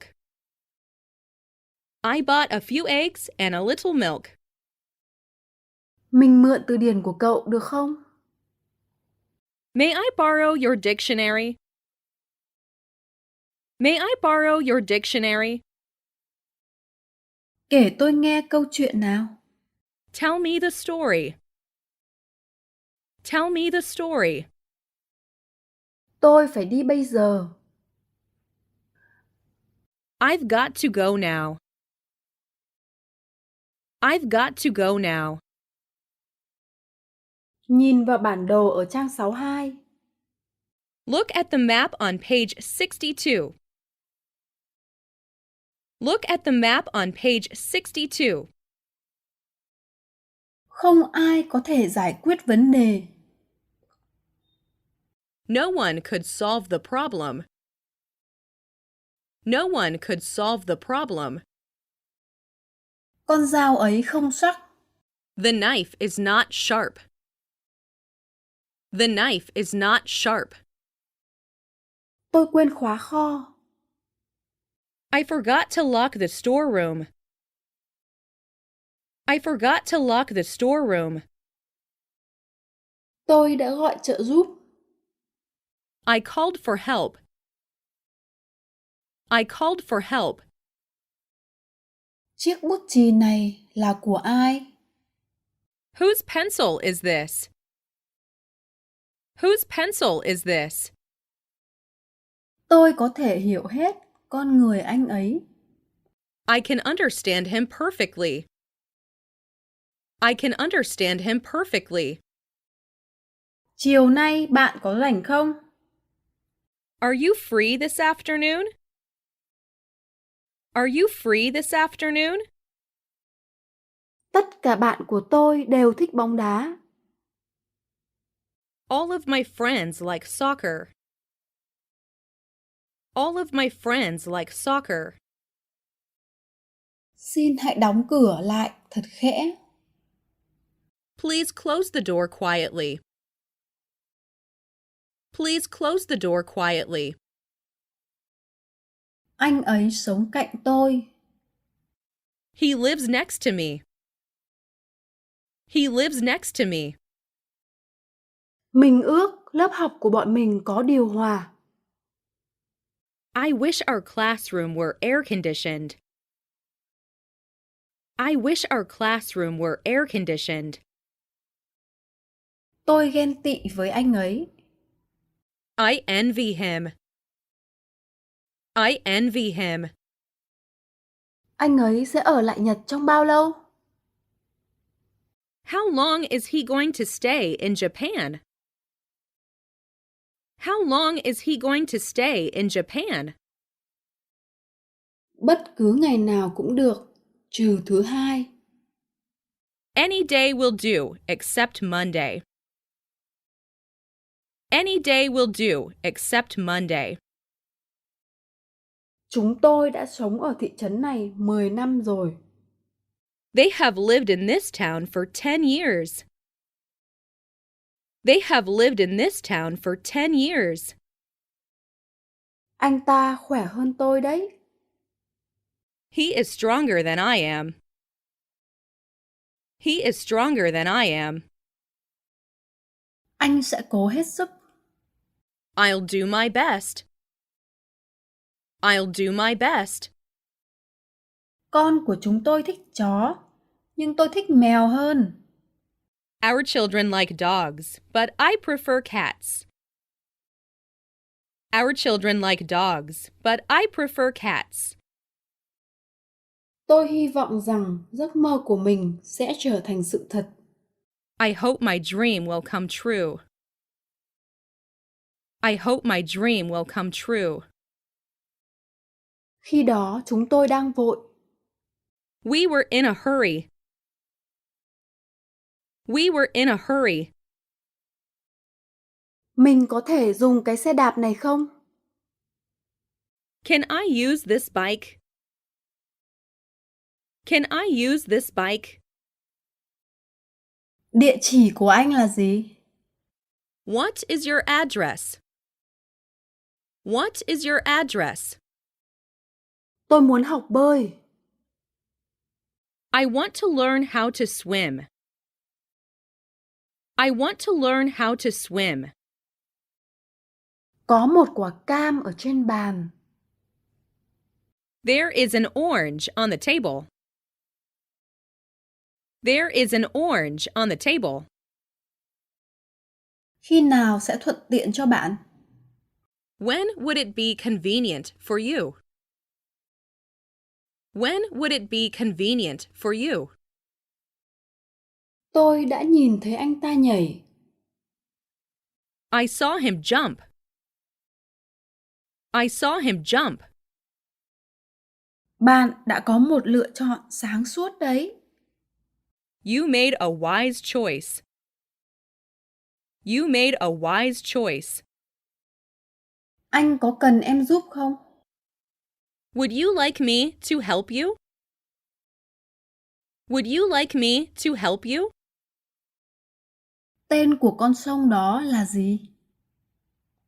What is the name of that river? What is the name of that river? Rất ít người có thể nói một ngoại ngữ một cách thành thạo. Few people can speak a foreign language perfectly. Few people can speak a foreign language perfectly. Chúng tớ có ít cơ hội để nói tiếng Đức. We have few opportunities to speak German. We have few opportunities to speak German. Đừng bao giờ nói dối. Never tell a lie. Never tell a lie. Mary có thể nhảy rất đẹp. Mary can dance well. Mary can dance well. Tôi không thích cái áo khoác này. I don't like this jacket. I don't like this jacket. Anh ấy đã đập đầu gối vào ghế. He knocked his knee against the chair. He knocked his knee against the chair. Anh bỏ thuốc cách đây 2 năm rồi. I quit smoking 2 years ago. I quit smoking 2 years ago. Tôi sẽ ở đây từ thứ Hai đến thứ Năm. I will be here from Monday to Thursday. I will be here from Monday to Thursday. Cô ấy trang điểm rất đậm. She wears a lot of makeup. She wears a lot of makeup. Tôi có thể đọc tiếng Tây Ban Nha dễ dàng. I can read Spanish easily. I can read Spanish easily. Sở thích của cha tôi là câu cá. My father's hobby is fishing. My father's hobby is fishing. Thật ra, đó là sự thật. As a matter of fact, it is true. As a matter of fact, it is true. Đừng tin những gì anh ta nói. Don't be taken in by his words. Don't be taken in by his words. Em muốn ăn sushi. I would like to eat sushi. I would like to eat sushi. Bạn đã từng đến châu Phi chưa? Have you ever been to Africa? Have you ever been to Africa? Tôi trông cậy vào bạn. I am counting on you. I am counting on you. Tính cách của anh ta rất thụ động. He has a passive character. He has a passive character. Em muốn gọi cho bố mẹ em. I'd like to call my parents. I'd like to call my parents. Đứa trẻ đã bị thương. The kid got hurt. The kid got hurt. Đây là một món quà nhỏ dành cho bạn. This is a little gift for you. This is a little gift for you. Đây là xe đạp của tôi. Here is my bicycle. Here is my bicycle. Tom muốn đến Nhật Bản. Tom wants to go to Japan. Tom wants to go to Japan. Thức ăn đang nguội dần. The food is getting cold. The food is getting cold. Rốt cuộc thì anh ấy đã đúng. He was right after all. He was right after all. Hãy ở nhà để có thể trả lời điện thoại. Stay home so that you can answer the phone. Stay home so that you can answer the phone. Cô còn chờ gì nữa? What are you waiting for? What are you waiting for? Tôi muốn gặp lại cô vào tuần sau. I'd like to see you again next week. I'd like to see you again next week. Tôi muốn lái xe. I want to drive. I want to drive. Anh ấy không hút thuốc. He does not smoke. He does not smoke. Chúng tôi muốn ở lại đây tối nay. We would like to stay here tonight. We would like to stay here tonight. Quần áo đen hấp thụ ánh sáng. Black cloth absorbs light. Black cloth absorbs light. Anh ấy viết sách. He writes books. He writes books. Bảo trọng. Take care. Take care. Anh ấy thường thức dậy lúc 6 giờ. He usually gets up at 6. He usually gets up at 6. Hãy để tôi yên một mình, làm ơn. Leave me alone, please. Leave me alone, please. Bạn đã ăn trưa chưa? Have you eaten lunch yet? Have you eaten lunch yet? Bạn có nhìn thấy cặp kính gửi tôi ở đâu không? Have you seen my glasses anywhere? Have you seen my glasses anywhere? Điện thoại của tôi không sử dụng được. My telephone is out of order. My telephone is out of order. Tớ rất vui. I am happy. I am happy. Mẹ tôi trẻ hơn bố tôi 2 tuổi. My mother is 2 years younger than my father. My mother is 2 years younger than my father. Anh ta đến để gặp tôi. He came to see me. He came to see me. Thể dục là môn học yêu thích của tôi. Physics is my favorite subject. Physics is my favorite subject. Tôi không mạnh mẽ như cha của mình. I was not as strong as my father. I was not as strong as my father. Bạn có thể nói tiếng Pháp không? Can you speak French? Can you speak French? Cô ấy đã nghỉ học 5 ngày rồi. She has been absent from school for 5 days. She has been absent from school for 5 days. Ở nhà không vui. Staying home isn't fun. Staying home isn't fun. Tôi không thích cà phê. I don't like coffee. I don't like coffee. Paris là thủ đô của Pháp. Paris is the capital of France. Paris is the capital of France. Tôi thường gặp anh ấy. I often see him. I often see him. Tôi đã giơ tay để hỏi một câu. I raised my hand to ask a question. I raised my hand to ask a question.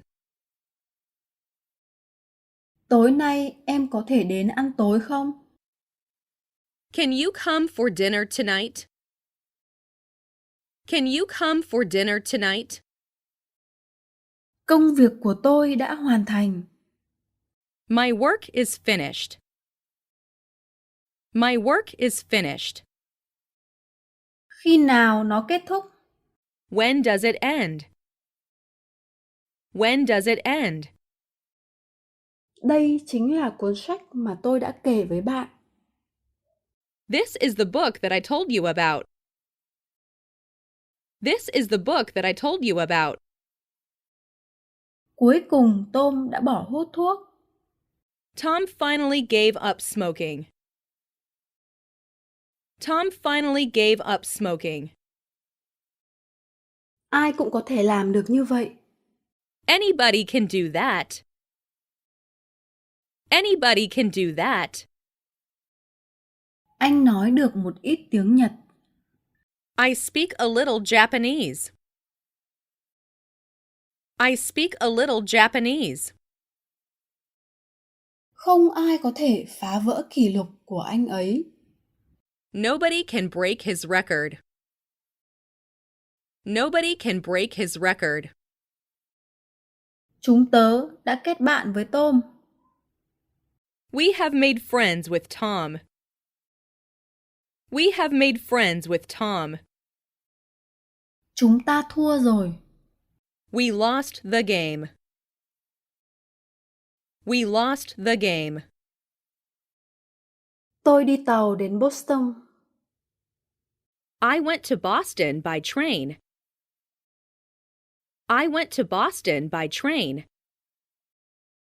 Cô ấy có nói được tiếng Pháp không? Does she speak French? Does she speak French? Anh ấy bắt đầu chạy. He began running. He began running. Hôm qua tôi bắt được 3 con cá. I caught 3 fish yesterday. I caught 3 fish yesterday. Nước đây. Here's some water. Here's some water. Hôm nay bạn bị sốt nhẹ, phải không? You have a little fever today, don't you? You have a little fever today, don't you? Tôi đã kết hôn 8 năm trước. I got married 8 years ago. I got married 8 years ago. Cái nào là của tôi? Which is mine? Which is mine? Tôi lo rằng trời sẽ mưa đấy. I'm afraid it will rain. I'm afraid it will rain. Anh ta cảm thấy rất hạnh phúc. He feels very happy. He feels very happy. Tớ không thích bà ấy. I don't like her. I don't like her. Cô ấy đã ở lại khách sạn nhiều ngày liền. She stayed at the hotel for several days. She stayed at the hotel for several days. Nếu có thể, tôi muốn đi câu cá. I would like to go fishing if possible.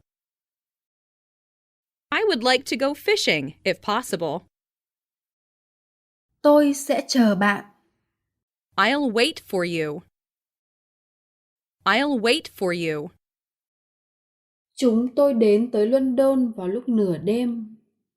We reached London at midnight. We reached London at midnight. Ai cũng muốn được hạnh phúc. Everybody wants to be happy. Everybody wants to be happy. Tôi đáng nhẽ không nên dậy quá sớm. I shouldn't have gotten up so early. I shouldn't have gotten up so early. Anh ấy không hiểu câu nói. He couldn't understand the sentence. He couldn't understand the sentence. Tôi sẽ quay lại. I'll come back. I'll come back. Đây là con gái tôi. This is my daughter. This is my daughter.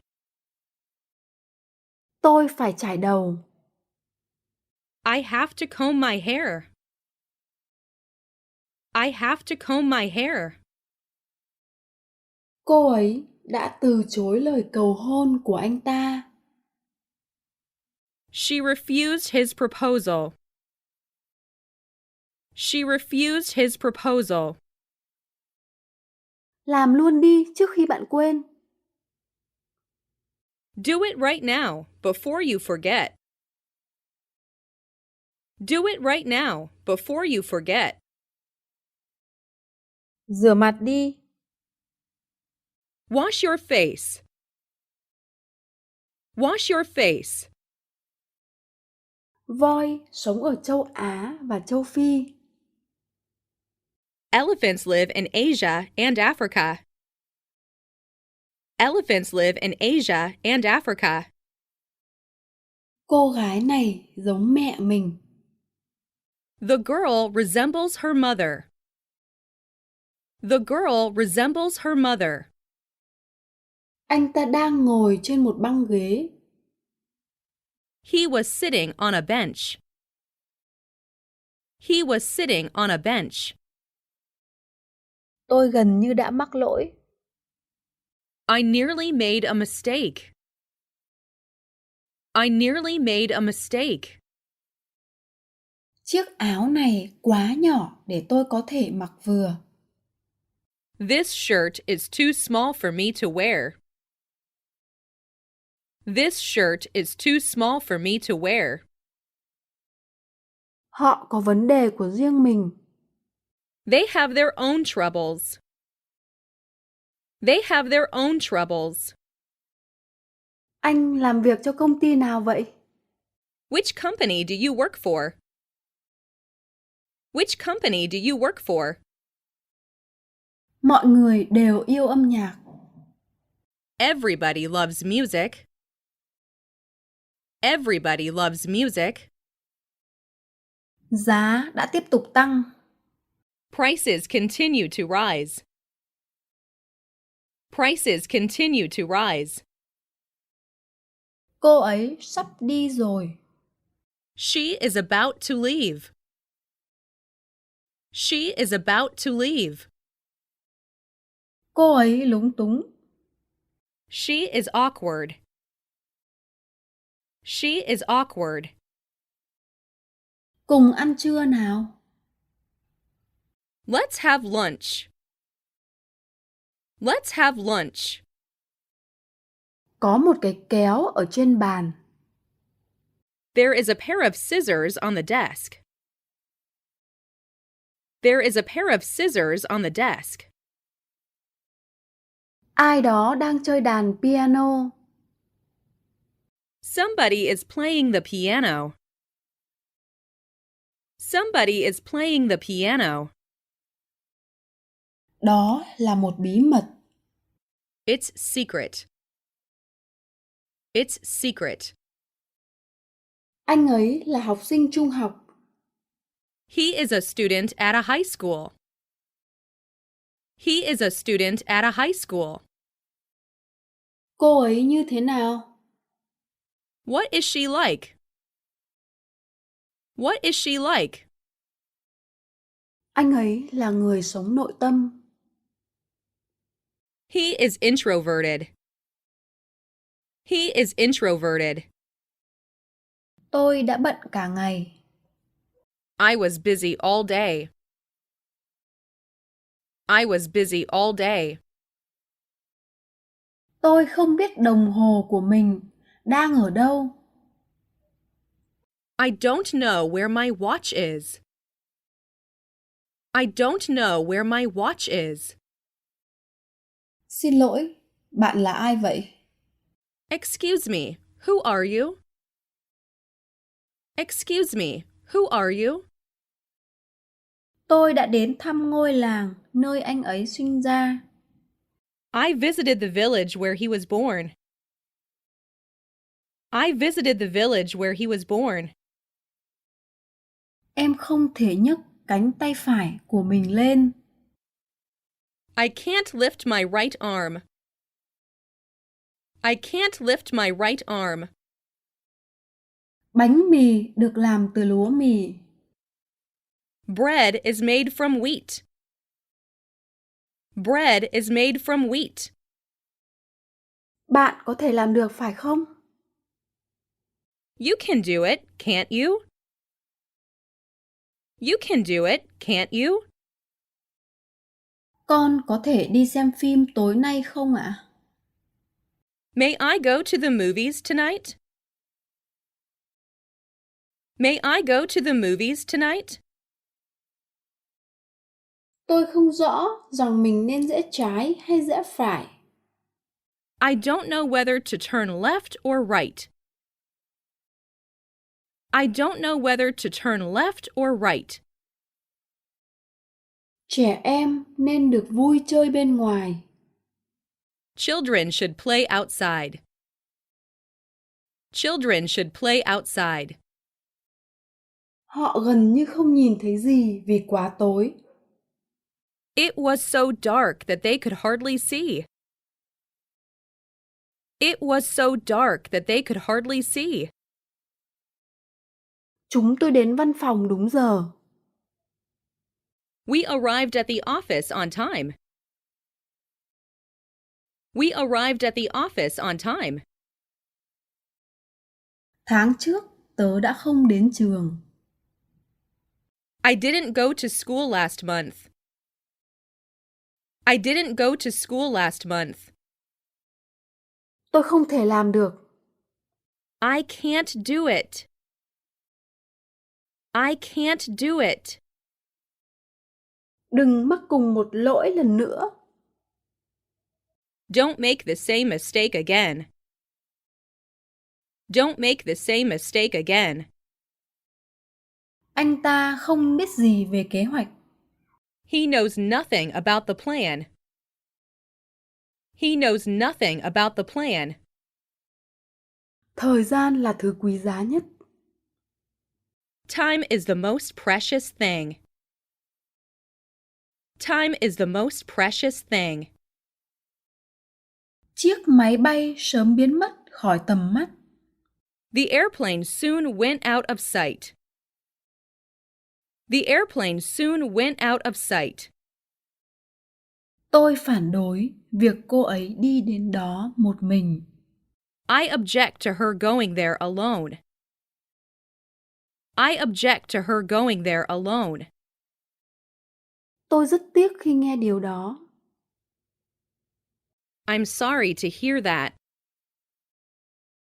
I'm sorry to hear that. Tôi có thể giúp gì cho bạn? May I help you?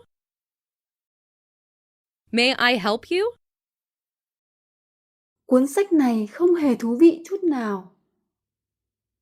This book isn't interesting at all. This book isn't interesting at all. Chúng tôi sẽ giữ nó cho bạn cho đến khi bạn rời đi. We will keep it for you until you leave. We will keep it for you until you leave. Làm ơn dọn giường đi. Please make the bed. Please make the bed. Đừng lo lắng về chuyện đó. Don't worry about that. Don't worry about that. Cuộc họp, ngắn gọn mà nói, là một sự lãng phí thời gian. The meeting, in short, was a waste of time. The meeting, in short, was a waste of time. Máy bay đã bay qua núi. The plane flew over the mountain. The plane flew over the mountain. Cô ấy không biết bơi. She can't swim. She can't swim. Tớ đã bảo anh ấy đến. I told him to come. I told him to come. Tôi bị đau khớp. My joints ache. My joints ache. Tôi có thể thuê xe ở đâu nhỉ? Where can I rent a car? Where can I rent a car? Tốt hơn hết, bạn không nên đến đó. You'd better not go there. You'd better not go there. Ngày mai là ngày của mẹ. Tomorrow is Mother's Day. Tomorrow is Mother's Day. Đó chính là thứ chúng tôi muốn biết. That's what we want to know. That's what we want to know. Con chó đã băng sang đường. The dog walked across the street. The dog walked across the street. Tôi rất thích trượt tuyết. I like skiing very much. I like skiing very much. Mức giá đã tăng lên. Prices have jumped. Prices have jumped. Anh ấy có một cái máy ảnh tốt. He has got a good camera. He has got a good camera. Ông ấy là thầy giáo của bạn à? Is he your teacher? Is he your teacher? Anh ấy vẫn đang ở đây. He is still here. He is still here. Đây không phải là sách của tôi. These aren't my books. These aren't my books. Tôi muốn đóng tài khoản của mình. I want to close my account. I want to close my account. Có vẻ hôm nay sẽ mưa đấy. It is likely to rain today. It is likely to rain today. Nó là một cú sốc lớn với tôi. It was a great shock to me. It was a great shock to me. Em sẽ tự làm. I will do it myself. I will do it myself. Họ đã chào tôi bằng một nụ cười. They greeted me with a smile. They greeted me with a smile. Rất vui được gặp bạn. I'm glad to see you. I'm glad to see you. Chúng tớ nghĩ rằng cậu đã kết hôn. We thought that you were married. We thought that you were married. Bây giờ tôi đang rảnh. I'm free now. I'm free now. Mình mong trận bóng hôm nay không bị hủy. I hope today's ball game won't be canceled. I hope today's ball game won't be canceled. Tôi không biết liệu cô ấy có đến không. I don't know if she will come. I don't know if she will come. Có một trang bị khuyết. There is a page missing. There is a page missing. Điều này không có lý gì cả. This makes no sense. This makes no sense. Không có lửa làm sao có khói. There is no smoke without fire. There is no smoke without fire. Họ có hai cô con gái. They have two daughters. They have two daughters. Cái hộp gần như trống rỗng. The box is almost empty. The box is almost empty. Sao bạn không đi xem phim với mình nhỉ? Why don't you come to the movies with me? Why don't you come to the movies with me? Thứ này quá dễ đối với anh ấy. This is too easy for him. This is too easy for him. Tôi không thích phô mai lắm. I don't like cheese very much. I don't like cheese very much. Làm ơn hãy chăm sóc bản thân mình. Please take care of yourself. Please take care of yourself. Tuyết đã rơi ở Osaka. It snowed in Osaka. It snowed in Osaka. Làm ơn đưa tôi bơ. Please pass me the butter. Please pass me the butter. Căn nhà này cần sơn. This house needs painting. This house needs painting. Chúng đều giống nhau. They are all the same. They are all the same. Để ở đây hay mang đi? For here or to go? For here or to go? Anh ấy đang đi dạo. He is taking a walk. He is taking a walk. Cặp sinh đôi trông giống y hệt nhau. The twins look exactly alike. The twins look exactly alike.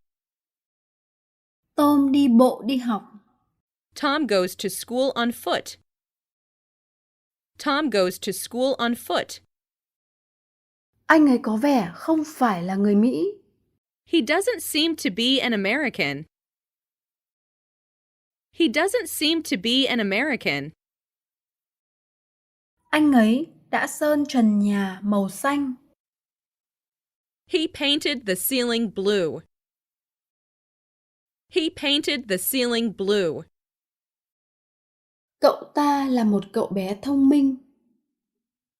He is a clever boy. He is a clever boy. Mọi người đều quý anh ấy. Everybody likes him. Everybody likes him.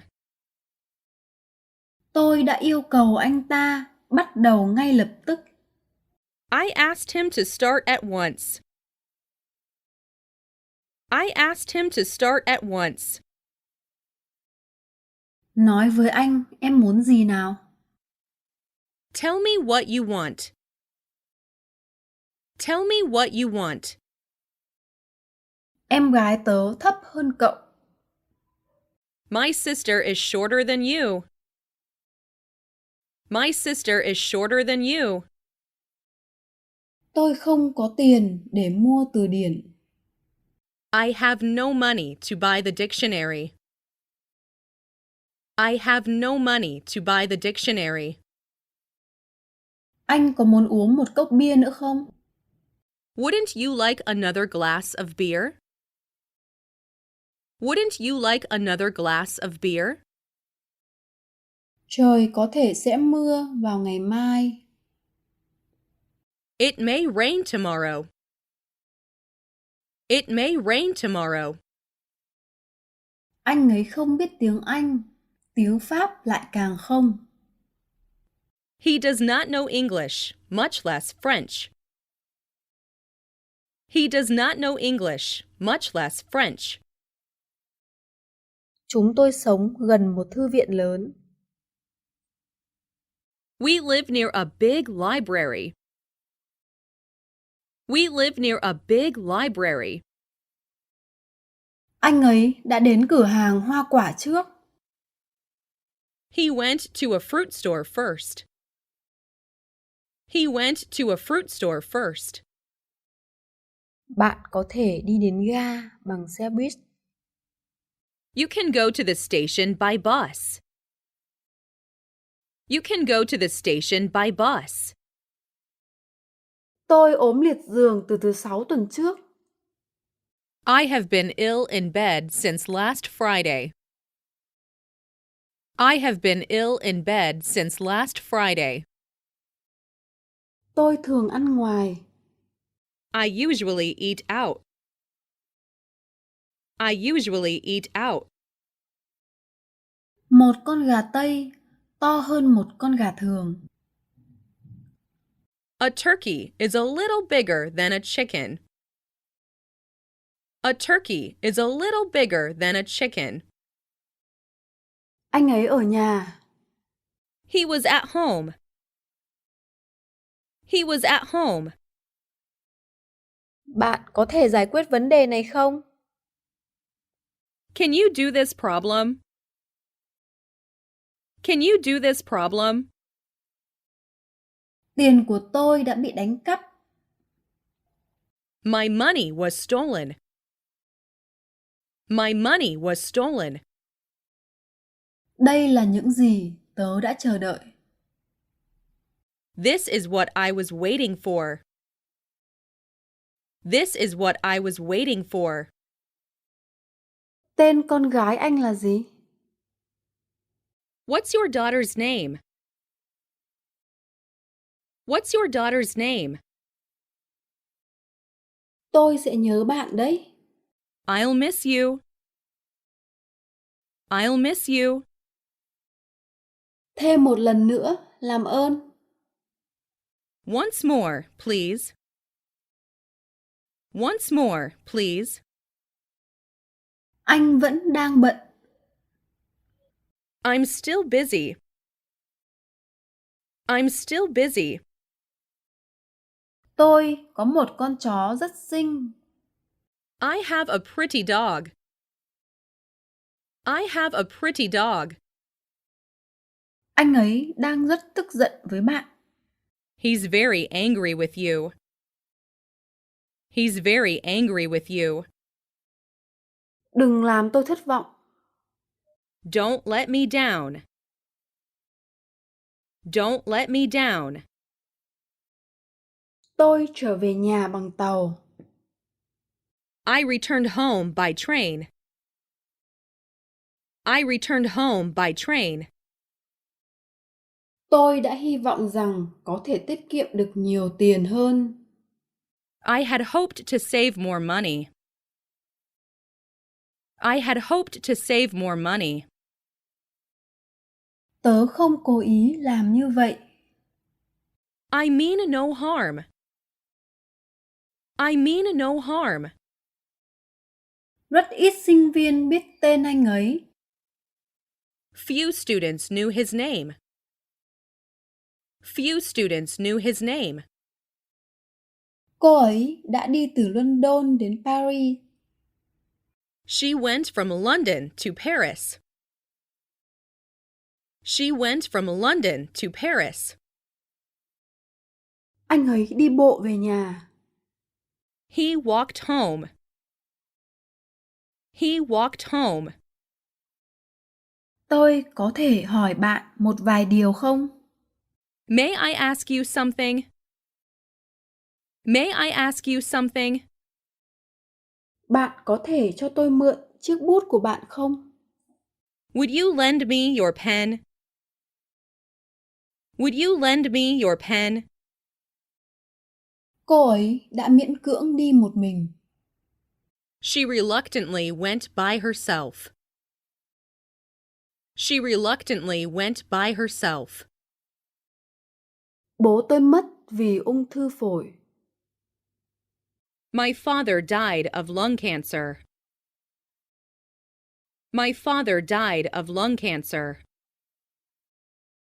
Tôi không thể dừng khóc. I can't help crying.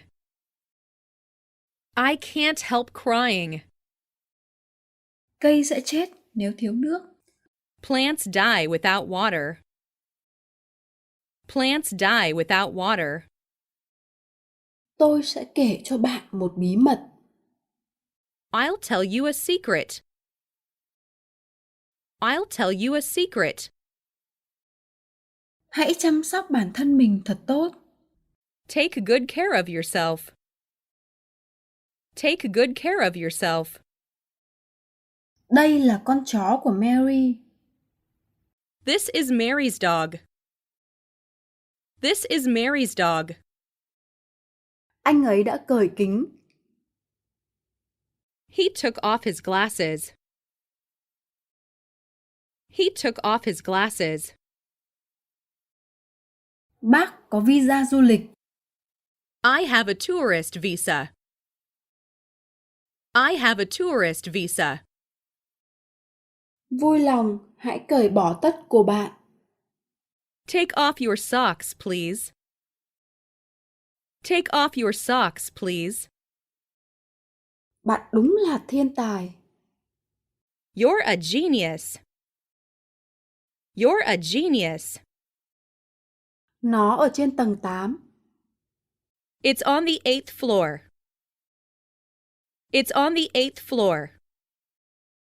Làm thế nào mà các bạn biết nhau? How did you come to know each other? How did you come to know each other?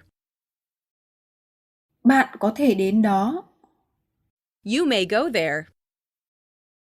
You may go there. Cậu sẽ cho tớ xem album ảnh của cậu chứ? Will you show me your photo album? Will you show me your photo album? Tôi không thể cưỡng lại được. I can't help it. I can't help it.